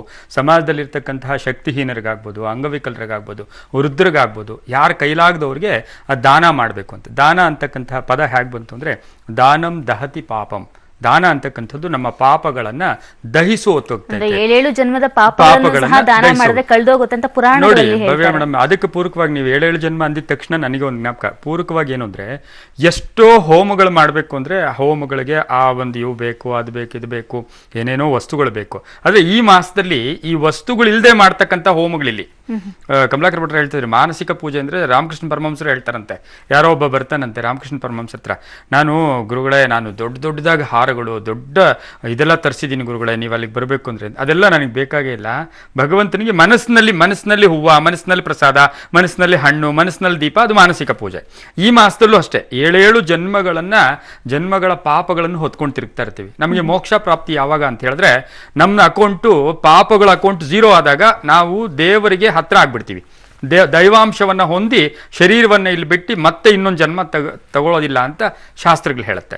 ಹಾಗೇನೆ ಈ ಮಾಸದಲ್ಲಿ ದಾನಕ್ಕೆ ಯಾವ ದಾನ ಅಂತ ಹೇಳಿದ್ರೆ, ಬಹಳ ಮುಖ್ಯವಾಗಿ ನೋಡಿ, ಆ ಮುದ್ಗಾನ್ನ ಅಂತ ಏನು ಮಾಡ್ತೀವಿ, ಹುಗ್ಗಿ ಅಂತ ಮಾಡ್ತಕ್ಕಂಥ ನೈವೇದ್ಯ ಇಟ್ಟಂಥದ್ದು ಇನ್ನು ಸ್ವಲ್ಪ ಜಾಸ್ತಿ ಮಾಡಿ 4 ಜನಕ್ಕೆ ಹಂಚತಕ್ಕಂಥದ್ದು. ಸಿಹಿ ಮತ್ತೆ ಖಾರ ಎರಡನ್ನೂ ಸಿಹಿ ಖಾರ, ಯಾಕೆಂದ್ರೆ ಈ ಒಂದು ವಾತಾವರಣವೇ ಆಗಿರುತ್ತೆ. ನಮಗೆ ಚಳಿನೂ ಇರುತ್ತೆ, ಬಿಸಿನೂ ಇರುತ್ತೆ, ಎಕ್ಸಸ್ ಆಫ್ ಹೀಟ್ ಇರುತ್ತೆ. ಆ ಬಾಡಿ ಕೂಡ ಮಿಕ್ಸಿಂಗ್ ಆಫ್ ಉಷ್ಣ ಮತ್ತು ಶೀತದ ಮಿಕ್ಸಿಂಗ್ ಕಾಲ ಇದು. ಉತ್ತರಾಯಣ ಪುಣ್ಯಕ ದಕ್ಷಿಣಾಯನ ಒಂದು ಸಂಧಿಕಾಲ ಅಂತ ಆಗಿರೋದ್ರಿಂದ ಖಾರ ಮತ್ತು ಸಿಹಿಯನ್ನು ಕೂಡ ದೇವಸ್ಥಾನಗಳಲ್ಲಿ ತಗೊಂಡೋಗಿ ದೇವಸ್ಥಾನಗಳಲ್ಲಿ ಹಂಚತಕ್ಕಂಥದ್ದು. ಯಾಕೆಂದರೆ ಉಷಃ ಕಾಲದಲ್ಲಿ ಯಾವ ಭಕ್ತರು ಬಂದು ಭಗವಂತನ ಆರಾಧನೆ ಮಾಡಿ ದೇವಸ್ಥಾನದಲ್ಲಿ ಪಠನ ಮಾಡಿ ಪಾರಾಯಣ ಮಾಡ್ತಾರೋ ಆ ಭಕ್ತರಿಗೆ ಪ್ರಸಾದ. ಓಕೆ ಗುರುಗಳೇ, ಅಂದ್ರೆ ಮುದ್ಗಾನವನ್ನ ಪ್ರಸಾದ ನೀಡಿದ್ರೆ ಬಹಳಷ್ಟು ಫಲಗಳು ಇದೆ ಅಂತ ಬಗ್ಗೆ ಹೆಚ್ಚಿನ ಮಾಹಿತಿನ ಪಡ್ಕೊಂತೀನಿ. ಒಂದು ಪುಟ್ಟ ವಿರಾಮ ತಗೊಳ್ಳುವಂತಹ ಸಮಯ. ವೀಕ್ಷಕರೇ, ಧನುರ್ಮಾಸ ಮಹಿಮೆ ವಿಶೇಷ ಕಾರ್ಯಕ್ರಮದಲ್ಲಿ ಈಗ ಒಂದು ಧನುರ್ಮಾಸದಲ್ಲಿ ಗುರುಗಳೇ ಅರ್ಲಿಕತೆ ಪ್ರದಕ್ಷಿಣೆ ಹೇಳಿದ್ರಿ, ದಾನ ಧರ್ಮಗಳ ಬಗ್ಗೆ ಹೇಳಿದ್ರಿ, ಯಾವ ರೀತಿ ಪೂಜೆ ಮಾಡಬೇಕು ಎಲ್ಲವನ್ನ ಹೇಳಿದ್ರಿ. ಧನುರ್ಮಾಸ ಪೂಜೆಯಲ್ಲಿ ವಿಶೇಷವಾಗಿ ಪ್ರಾತಃ ಕಾಲನೇ ಎದ್ದು 1 ಲಕ್ಷ ಹೂಗಳನ್ನ ಸಂಗ್ರಹಿಸಿ ವಿಷ್ಣುವಿಗೆ ಅಥವಾ ಶಿವನಿಗೆ ಪೂಜೆ ಮಾಡಿದ್ರೆ ಬಹಳಷ್ಟು ಕೋಟಿ ಫಲ ಅಂತ ಹೇಳ್ತಾರೆ. ಇದು ಯಾವ ರೀತಿ ಪೂಜೆ ಗುರುಗಳೇ? 1 ಲಕ್ಷ ಹೂಗಳನ್ನು ಸಂಪಾದನೆ ಮಾಡಿಕೊಂಡು ಸಮರ್ಪಣೆ ಮಾಡಬೇಕು ಎನ್ನುವಂಥದ್ದಲ್ಲ. ಗೀತೆಯಲ್ಲಿ ನೀವು ಕೇಳಿದ್ದೀರಿ, ಕೊನೆಯದಾಗಿ ಪರಮಾತ್ಮ ಒಲಿದಿರುವಂಥದ್ದು ಕೇವಲ ಒಂದು ತುಳಸಿಗೆ ಅಂತ. ಹಾಗೆ ಭಗವನ್ನಾಮ ಸಂಕೀರ್ತನೆಯನ್ನ ಪ್ರತಿದಿನ ಕೂಡ ಸಹಸ್ರನಾಮಾದಿಗಳ ಪಠಣವನ್ನು ಮಾಡೋದ್ರಿಂದಲೇ 72,000 ನಾಡಿಗಳಲ್ಲಿ ಆಜ್ಞಾಚಕ್ರ ಎನ್ನುವಂಥದ್ದು ಜಾಗೃತವಾಗುತ್ತೆ ಎನ್ನುವಂಥ ದೃಷ್ಟಿಯಿಂದ ಪ್ರಾತಃ ಕಾಲದಲ್ಲಿ ತಣ್ಣೀರಿನ ಸ್ನಾನ ಅಂತ ಹೇಳಿದರು. 70 ವರ್ಷ ವಯೋಮಾನದವರೆಲ್ಲರೂ ಕೂಡ ತಣ್ಣೀರು ಸ್ನಾನ ಮಾಡಬೇಕು ಅಂತಿಲ್ಲ. ಜೀವಂ ಭದ್ರಾಣಿ ಪಶ್ಯತಿ, ಜೀವವನ್ನು ಪ್ರಧಾನವಾಗಿ ಭದ್ರವಾಗಿ ಇಟ್ಟುಕೊಂಡು ವ್ರತನಿಯಮಾದಿಗಳನ್ನು ಪಾಲಿಸಬೇಕು ಅಂತ ಶಾಸ್ತ್ರವೇ ನಿರ್ಧಾರ ಮಾಡಿರುವಾಗ ನಮ್ಮ ಮನಸ್ಸಿಗೆ ಅನುಸಾರವಾಗಿ ಪರಮಾತ್ಮನ ಪೂಜೆ ಮಾಡುವಂಥದ್ದು. ಇನ್ನು ನಾಳಿಂದ ನಾವೇನಾದರೂ ಕೂಡ ನಾವು 1 ಲಕ್ಷ ಹೂವನ್ನು ಸಂಪಾದನೆ ಮಾಡಬೇಕು ಅಂತ ಹೇಳಿದರೆ ಮಾರ್ಕೆಟಲ್ಲಿ ಕಾಲು ಹಾಕಕ್ಕೆ ಜಾಗ ಇರಲ್ಲ, ಆ ನಮೂನಿ ಪರಿಸ್ಥಿತಿ ಬಂದ್ಬಿಡುತ್ತೆ. ಎಲ್ಲೂ ಕೂಡ ಇದರ ಉಲ್ಲೇಖಗಳಿಲ್ಲ. ಆದರೆ ಪರಮಾತ್ಮನಿಗೆ ಸಮರ್ಪಿಸುವಂಥದ್ದನ್ನು ನಿಮ್ಮ ಒಂದು ಮಾತನ್ನು ನಾವು ಒತ್ತಿ ಒತ್ತಿ ಹೇಳಲೇಬೇಕು. 1 ಲಕ್ಷ ಹೂಗಳನ್ನು ಸಮರ್ಪಣೆ ಮಾಡಿದ್ದೇನೆ ಎನ್ನುವಂತಹ ಭಾವನೆಯನ್ನು ಮೂಡಿಸಿಕೋ ಎನ್ನುವಂಥ ಅರ್ಥದಲ್ಲಿ ಪ್ರಾಜ್ಞರು ಹೇಳಿದಂತಹ ಮಾತುಗಳು. ತುಳಸಿಯ ಅರ್ಚನೆಯನ್ನು ಮಾಡುವಂಥದ್ದು ಮತ್ತು ಪ್ರಾತಃ ಕಾಲದಲ್ಲಿದ್ದು ತಣ್ಣೀರಿನ ಸ್ನಾನ ಶಕ್ತಿ ಇದ್ದಂಥವರಿಗೆ ಮಾತ್ರವೇ. ಶಕ್ತಿ ಇದ್ದಂಥವರು ಈ ವಿಷ್ಣುವಿನ ಸ್ಮರಣೆಯನ್ನು ಮಾಡೋದರ ಜೊತೆಗೆ ಓಂ ನಮೋ ನಾರಾಯಣ ಎನ್ನುವಂಥ ಅಷ್ಟಾಕ್ಷರಿ ಮಂತ್ರವನ್ನು ಪಠನ ಮಾಡೋದರಿಂದ ಜನ್ಮ ಜನ್ಮಾಂತರದಲ್ಲಿ ನಾವು ಮಾಡಿದಂತಹ ಅಥವಾ ಬೇರೆಯವರ ಪ್ರೇರಣೆಯಿಂದ ಏನೋ ಆಗಲ್ಲ ಅದು ಮಾಡೋ ಅಂತ ಹೇಳ್ತಾರಲ್ಲ, ಆ ಪ್ರೇರಣೆಯಿಂದ ಮಾಡಿರ್ತಕ್ಕಂತಹ ಪಾಪಗಳು ಅಥವಾ ಕುಟುಂಬದ ಹಿರಿಯರು ಪೂರ್ವಜರು ಮಾಡಿದಂತಹ ಪಾಪಗಳು ಇವೆಲ್ಲವೂ ಕೂಡ ನಾಶವಾಗುತ್ತೆ ಎನ್ನುವಂತಹ ದೃಷ್ಟಿಯಿಂದ ಈ ನಾರಾಯಣ ಎನ್ನುವಂತಹ ಮಂತ್ರಕ್ಕೆ ವಿಶೇಷವಾದಂತಹ ಪುಣ್ಯಫಲ ಈ ಮಾರ್ಗಶಿರ ಮಾಸದಲ್ಲಿ ಪಠನ ಮಾಡಿದ್ದಕ್ಕೆ 1 ಕೋಟಿಯಷ್ಟು ಫಲ ಅಂತ ನೀವು ಹೇಳಿದ್ರಲ್ಲ. ನಾರಾಯಣ ಅಂತ ಹೇಳಿ ಒಂದು ಅಷ್ಟಾಕ್ಷರಿ ಮಂತ್ರವನ್ನು ಪಠನ ಮಾಡಿದರೆ 1 ಕೋಟಿ ಅಷ್ಟಾಕ್ಷರಿ ಜಪವನ್ನು ಮಾಡಿದಂತಹ ಪುಣ್ಯದ ಪ್ರಭಾವಗಳು ನಿಮಗೆ ಬರುತ್ತೆ ಎನ್ನುವಂತಹ ದೃಷ್ಟಿಯಲ್ಲಿ ಪ್ರಾಜ್ಞರು ಈ ಮಾತನ್ನು ಹೇಳ್ತಾ ಹೋಗ್ತಾರೆ. ಅಷ್ಟೇ ಅಲ್ಲ ಗುರುಗಳೇ, ಬಹಳಷ್ಟು ದೇವಸ್ಥಾನಗಳಲ್ಲಿ ವಿಷ್ಣು ಸಹಸ್ರನಾಮವನ್ನು ಸಹ ಪಾರಾಯಣ ಮಾಡ್ತಾರೆ. ಪಾರಾಯಣ ಮಾಡೋದ್ರಿಂದ ನಾನು ಮೊದಲೇ ಹೇಳಿದೆ, ಆ ವಿಷ್ಣು ಸಹಸ್ರನಾಮದ ಪಾರಾಯಣದ ಫಲದಿಂದ ಸಂಪೂರ್ಣವಾಗಿರತಕ್ಕಂಥ ನಮ್ಮ ಜೀವಿತಾವಧಿಯಲ್ಲಿ ನಾವು ಇಹದಲ್ಲಿ ಬೇಕಂತ ಸುಖ, ಪರದಲ್ಲಿ ಬೇಕಾದಂಥ ಮೋಕ್ಷಗಳು ಇವೆರಡೂ ಕೂಡ ದೊರಕುತ್ತೆ ಎನ್ನುವಂಥದ್ದನ್ನು ಪ್ರಾಜ್ಞರು ಕಂಡು ಹಿಡಿದಿದ್ರು. ಆಮೇಲೆ ಇನ್ನೊಂದು ವಿಚಾರವನ್ನು ನಾವು ಅವಲೋಕನ ಮಾಡಬೇಕಾಗತ್ತೆ. ಯಾವುದೇ ಕರ್ಮಾದಿಗಳನ್ನು ನಿವೃತ್ತಿ ಮಾಡಿಕೊಳ್ಳಿಕ್ಕೆ ನಾಮಸ್ಮರಣೆ, ಕಲಿಯುಗದಲ್ಲಿ ನಾಮಸ್ಮರಣೆಗಿಂತಲೂ ಕೂಡ ದೊಡ್ಡದಾದಂಥದ್ದು ಇನ್ನೊಂದು ಯಾವುದೂ ಇಲ್ಲ ಅನ್ನುವಂಥ ದೃಷ್ಟಿ. ಮತ್ತು ನೀವೊಂದು ವಿಚಾರ, ನೈವೇದ್ಯವನ್ನು ಹೇಗೆ ನೈವೇದ್ಯ ಮಾಡಬೇಕು, ನೈವೇದ್ಯದಲ್ಲಿ ಬಳಸುವಂತಹ ಪದಾರ್ಥಗಳೇಂತ ಶೀತಕಾಲ ಆಗಿರೋದ್ರಿಂದ ಸಾಮಾನ್ಯವಾಗಿ ಪೊಂಗಲನ್ನು ಮಾಡುವಂತಹ ಸಂದರ್ಭದಲ್ಲಿ ನೀವೇನು ಹಾಕ್ತೀರಿ, ಮೆಣಸಿನ ಕಾಳುಗಳನ್ನು ಹಾಕ್ತೀರಿ. ನಿಮ್ಮ ಶೀತ ಶರೀರಕ್ಕೆ ಉಷ್ಣಾಂಶವನ್ನು ಕೊಡುತ್ತೆ. ಮತ್ತು ನಿಮ್ಮ ಪಿತ್ತ ಮತ್ತು ಬೇರೆ ಬೇರೆ ರೀತಿಯ ವಾತ, ಪಿತ್ತ, ಶ್ಲೇಷ್ಮ, ಕಫ, ಗುಲ್ಪ ರೋಗ ಎನ್ನುವಂತಹ ರೋಗಗಳನ್ನು ನಿಯಂತ್ರಣ ಮಾಡಲಿಕ್ಕೆ ಸಿಹಿಯಾದಂತಹ ಪೊಂಗಲನ್ನು ಸೇವಿಸುವುದರಿಂದ ಉಳಿದಂತಹ ರೋಗಗಳು ನಿವೃತ್ತಿ ಆಗುತ್ತೆ ಎನ್ನುವಂತಹ ದೃಷ್ಟಿಯಿಂದ ನೀವು ಮಾಡಬೇಕಾದಿಷ್ಟೇ, ಶ್ರದ್ಧಾಭಕ್ತಿಯಿಂದ ಮಾತ್ರವೇ ನಾರಾಯಣ ಎನ್ನುವಂತಹ ನಾಮಸ್ಮರಣೆಯನ್ನು ಮಾಡೋದ್ರಿಂದ ಭಗವಂತ ಖಂಡಿತ ಒಲಿತಾನೆ. ಹೌದು ಗುರುಗಳೇ, ನೈವೇದ್ಯಕ್ಕೆ ಧನುರ್ಮಾಸದಲ್ಲಿ ಬಹಳ ವಿಶೇಷವಾದಂತಹ ಪ್ರಾಶಸ್ತ್ಯ ಇದೆ. ಪ್ರತಿಯೊಂದು ಅಂದ್ರೆ ಇಡೀ ತಿಂಗಳುಗಳು ಸಹ ನೈವೇದ್ಯವನ್ನ ಮಾಡಲೇಬೇಕು ಅಂತ ನಿಯಮ ಎಲ್ಲರೂ ಇದೆಯಾ ಗುರುಗಳೇ? ಪರಮಾತ್ಮನಿಗೆ ನೈವೇದ್ಯ ಅನ್ನುವಂಥ ಮಾತ್ರಕ್ಕೆ ನಾನು ಆಗಲೇ ಒಂದು ಮಾತನ್ನು ಹೇಳಿದೆ. ಲಮ್ ಹಮ್ ಎನ್ನುವಂಥ ಅಕ್ಷರಗಳು, ಲಮ್ ಎನ್ನುವಂಥ ಅಕ್ಷರವನ್ನು ಕಲ್ಪನೆ ಮಾಡಿಕೊಂಡು ಗಂಧವನ್ನು ಕಲ್ಪನೆ ಮಾಡಬೇಕಂತೆ. ಹಮ್ ಎನ್ನುವಂಥ ಒಂದು ಕಲ್ಪನೆಯನ್ನು, ಆಕಾಶ ತತ್ವವನ್ನು ಕಲ್ಪನೆ ಮಾಡಿಕೊಂಡು ಪುಷ್ಪವನ್ನು ಕಲ್ಪನೆ ಮಾಡೋದಂತೆ. ಹೀಗೆ ಇತ್ಯಾದಿಗಳು. ನೈವೇದ್ಯ ಎನ್ನುವಂಥದ್ದೇನಿದೆಯೋ ಭಗವಂತನಿಗೆ ಆ ನೈವೇದ್ಯ ಪದಾರ್ಥಗಳನ್ನು ಇಟ್ಟು ಆ ನೈವೇದ್ಯಗಳನ್ನು ನಾವು ಸ್ವೀಕಾರ ಮಾಡೋದ್ರಿಂದ ಭಗವಂತನ ಕೃಪಾ ದೃಷ್ಟಿ ನಮ್ಮ ಮೇಲೆ ಬೀಳುತ್ತೆ. ಅಲ್ಲಿ ಸಾಲಿಗ್ರಾಮ ಇಟ್ಟಿರ್ತೀರಿ ಅಥವಾ ಯಾವುದೋ ಒಂದು ರೀತಿಯಾಗಿರ್ತಕ್ಕಂತಹ ವಿಗ್ರಹಗಳನ್ನು ಇಟ್ಟಿರ್ತೀರಿ. ಆ ವಿಗ್ರಹದ ಮೇಲೆ ಅಭಿಷೇಕ ಮಾಡ್ತೀರಿ. ನೀರಿರ್ಬೋದು, ಪಂಚಾಮೃತ ಸಾಮಗ್ರಿಗಳಿರ್ಬೋದು, ಇವೆಲ್ಲವೂ ಕೂಡ ಕೆಮಿಕಲ್ ರಿಯಾಕ್ಷನ್ ಆಗ್ತಾ ಬರುತ್ತೆ. ಅಲ್ಲಿ ಅದರ ಜೊತೆಗೆ ಮುಂದಿರತಕ್ಕಂಥ ನೈವೇದ್ಯವನ್ನು ಇಟ್ಟಾಗ ಆ ನೈವೇದ್ಯವು ಕೂಡ ಆ ಸಾಲಿಗ್ರಾಮ ಶಿಲೆಯ ಪ್ರಭಾವ ಅಥವಾ ವೈಜ್ಞಾನಿಕವಂಥ ಸೂರ್ಯ ಕಿರಣ ಪ್ರಭಾವಗಳು ಬೀರುವಂತಹ ಸಂದರ್ಭದಲ್ಲಿ ವೈಜ್ಞಾನಿಕವಂತಹ ಬೆಳವಣಿಗೆಯನ್ನು ಪರಿವರ್ತನೆಯನ್ನು ಹೊಂದಿ ಆ ನೈವೇದ್ಯ ಮಾಡಿದಂತಹ ಪದಾರ್ಥಗಳನ್ನು ನಾವು ಸ್ವೀಕಾರ ಮಾಡೋದ್ರಿಂದ ನಮ್ಮ ದೇಹಕ್ಕೆ ಆರೋಗ್ಯ ಪುಷ್ಟಿಯ ಅಂಶವನ್ನು ಕೊಡುತ್ತೆ ಎನ್ನುವಂತಹ ದೃಷ್ಟಿಯಿಂದ ನೈವೇದ್ಯವನ್ನು ಸಮರ್ಪಣೆ ಮಾಡಿ ಅಂತ ಹೇಳಿದ್ರೆ ವಿನಃ ಮತ್ಯಾವುದೇ ಉದ್ದೇಶದಿಂದ ನೈವೇದ್ಯ ಅನ್ನುವಂತಹ ಪ್ರಕ್ರಿಯೆಗಳಿಲ್ಲ. ಓಕೆ ಗುರುಗಳೇ, ಇನ್ನು ಧನುರ್ಮಾಸದಲ್ಲಿ ಪೂಜೆಯನ್ನು ಮಾಡಬೇಕು, ವ್ರತವನ್ನು ಮಾಡಬೇಕು, ಇದೆಲ್ಲ ಒಂದು ಕಡೆ ಗುರುಗಳೇ.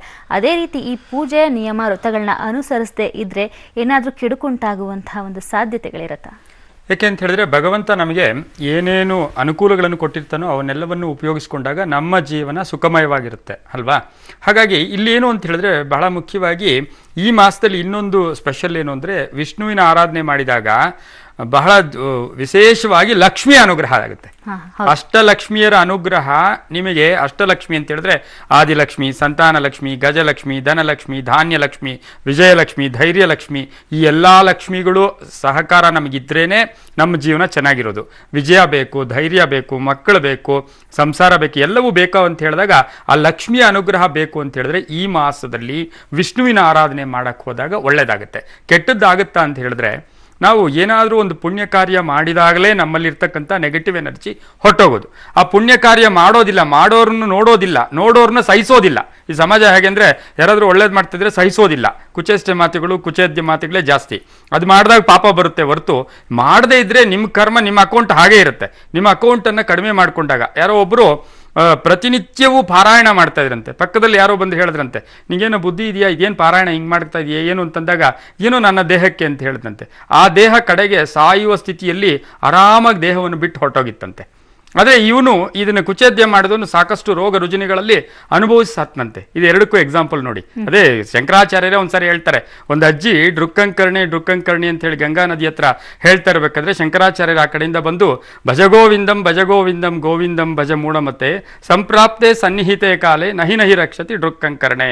ಈ ಡ್ರುಕ್ಕಂಕರ್ಣೆ ಅನ್ನೋದು ನಿಮಗೆ ಸಮಯ ಬಂದಾಗ, ನಿಮಗೆ ಕಷ್ಟಗಳು ಬಂದಾಗ ಇದೆಲ್ಲ ಆಗೋದಿಲ್ಲ, ಸ್ವಲ್ಪ ಭಜಗೋವಿಂದಂ ಹೇಳ್ಕೊಂಬ ಅಂತ ಹೇಳಿದ್ರಂತೆ. ಅದೇ ರೀತಿ ಈ ಮಾಸದಲ್ಲಿ ಪುಣ್ಯ ಕಾರ್ಯಗಳನ್ನು ಮಾಡ್ತಾ, ಪಾರಾಯಣವನ್ನು ಮಾಡ್ತಾ, ದೇವರ ಸ್ಮರಣೆಯನ್ನು ಮಾಡಿದಾಗ ನಿಮಗೂ, ನೀವು ಓಡಾಡೋ ಜಾಗದಲ್ಲೂ ಕೂಡ ಪಾಸಿಟಿವ್ ಎನರ್ಜಿ ಅವ್ರಿಗೂ ಒಳ್ಳೇದಾಗುತ್ತೆ. ಒಬ್ಬ ಉತ್ತಮನ ಜೊತೆಯಲ್ಲಿದ್ದಾಗ ಉತ್ತಮನ ಬುದ್ಧಿ ಬರುತ್ತೆ, ಒಬ್ಬ ಅಧಮನ ಜೊತೆಯಲ್ಲಿದ್ದಾಗ ಅಧಮನ ಬುದ್ಧಿ ಬರುತ್ತೆ.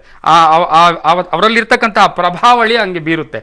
ಈ ಪ್ರಭಾವಳಿ ಯಾವುದು ಅಂದರೆ ದೇವಸ್ಥಾನದ ಪ್ರಭಾವಳಿ, ದೇವರ ಪ್ರಭಾವಳಿ ಜಾಸ್ತಿ ಇರೋದ್ರಿಂದ ನಾವು ಆದಷ್ಟು ಹೋಗಿ ದೇವರ ದರ್ಶನ ಮಾಡಿ, ಏನು ಕೈಯಲ್ಲಿ ತೊಗೊಂಡೋಗೋ ದೇವರ ದರ್ಶನ ಮಾಡೋದು, ಉಷಃ ಕಾಲದಲ್ಲಿ ಹೋಗೋದು, ಆ ಪ್ರಾಕಾರದಲ್ಲಿ ಹೋಗಿ ಬಂದ್ರೇ ನಮ್ಗೆ ಶಕ್ತಿ ಬರೋದ್ರಿಂದ ಇದು ಒಳ್ಳೆಯ ಕಾಲ, ಒಳ್ಳೆಯ ಪರ್ವಕಾಲ ಆಗಿರೋದ್ರಿಂದ ಅದನ್ನು ಉಪಯೋಗಿಸ್ಕೊಳ್ಳೋಣ. ಉಪಯೋಗಿಸ್ಕೊಳ್ತಾ ಇದ್ರೆ ನೆಗೆಟಿವ್ ಎನರ್ಜಿ ಹಾಗೆ ಇರುತ್ತೆ. ಓಕೆ, ಧನುರ್ಮಾಸ ಅಂದರೆ ಗುರುಗಳೇ ದೇವತೆಗಳು ಎದ್ದಿರುವಂತಹ ಕಾಲನ, ಮಲಗಿರುವಂತಹ ಕಾಲ. ಪ್ರಾತಃ ಕಾಲದಲ್ಲಿ ದೇವತೆಗಳ ಸಂಚಾರ ಆರಂಭ ಆಗುತ್ತೆ ಎನ್ನುವಂತಹ ದೃಷ್ಟಿ. ಆ ಕಾರಣದಿಂದಲೇ ತಳಿಲು ತೋರಣಗಳನ್ನು ಅಲಂಕಾರ ಮಾಡಿ ರಂಗವಲ್ಲಿಯನ್ನು ಇಡುವಂತಹ ಪ್ರಕ್ರಿಯೆಗಳನ್ನು ಕಂಡರು. ಜೊತೆಗೆ ಪ್ರಾತಃ ಕಾಲದಲ್ಲಿ ಆ ದೇವಸ್ಥಾನಗಳಲ್ಲಿ ನೀವು ಸಾಮಾನ್ಯವಾಗಿ ನೀವು ಪ್ರಾತಃ ಕಾಲದಲ್ಲಿ ದೇವಸ್ಥಾನಕ್ಕೆ ಹೋಗಿ ಬನ್ನಿ, ಯಾವುದೇ ಥರದ ಟೆನ್ಷನ್ಗಳಿದ್ರೂ ಕೂಡ ಎಲ್ಲವನ್ನು ಕಳ್ಕೊಂಡಂಥ ಏನೋ ಒಂದು ಹೊಸದಂಥ ಅನುಭವವನ್ನು ಪಡ್ಕೊಳ್ತೀರಿ. ಎಲ್ಲ ರೀತಿಯಂಥ ನಿಮ್ಮ ದೇಹದಲ್ಲಿರ್ತಕ್ಕಂಥ ನೋವು ದೂರ ಆದಂಥ ಅನುಭವಗಳು ಇವೆಲ್ಲವೂ ಕೂಡ ಯಾಕಾಗತ್ತೆ ಅಂತ ಕೇಳಿದರೆ ಅಲ್ಲಿ ಪ್ರತಿಯೊಂದು ವೈಜ್ಞಾನಿಕವಂಥ ಕಾರಣಗಳಿದೆ.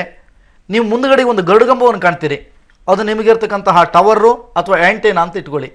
ದೇವರು ಅಂತ ಹೇಳಿದರೆ ಮೊಬೈಲಿಗೆ ನಾವು ಹೋಲಿಸ್ಬೋದು. ಅಲ್ಲಿ ಪ್ರಧಾನವಾಗಿ ನೀವು ಸಂದೇಶವನ್ನು ಕಳಿಸುವಂಥದ್ದು ಯಾರಿಗೆ ಅಂತ ಕೇಳಿದರೆ, ಯಾರಿಗೆ ಕಳಿಸ್ಬೇಕೋ ಆ ಸ್ಥಾನಕ್ಕೆ ಕಳಿಸುವಂಥ ಒಂದು ಶಕ್ತಿಯನ್ನು ಪ್ರಾತಃ ಕಾಲದಲ್ಲಿ ಜಾಗೃತವಾಗಿರುತ್ತೆ. ದೇವರಿಗೆ ನೀವು ಯಾವುದೋ ಸಂದೇಶ, ನನ್ನ ಗಂಡನಿಗೆ ಒಳ್ಳೆಯದಾಗಲಿ ಅಂತಲೋ, ನನ್ನ ಮಗಳು ಒಳ್ಳೆಯ ರೀತಿಯಂಥ ವಿದ್ಯಾವಂತೆ ಆಗಲಿ ಅಂತಲೋ, ಅಥವಾ ಯಾವುದೋ ಒಂದು ಕಾಮನೆಗಳನ್ನು, ಒಳ್ಳೆಯ ಕಾಮನೆಗಳನ್ನು ಇಟ್ಕೊಂಡಿರ್ತೀರಿ.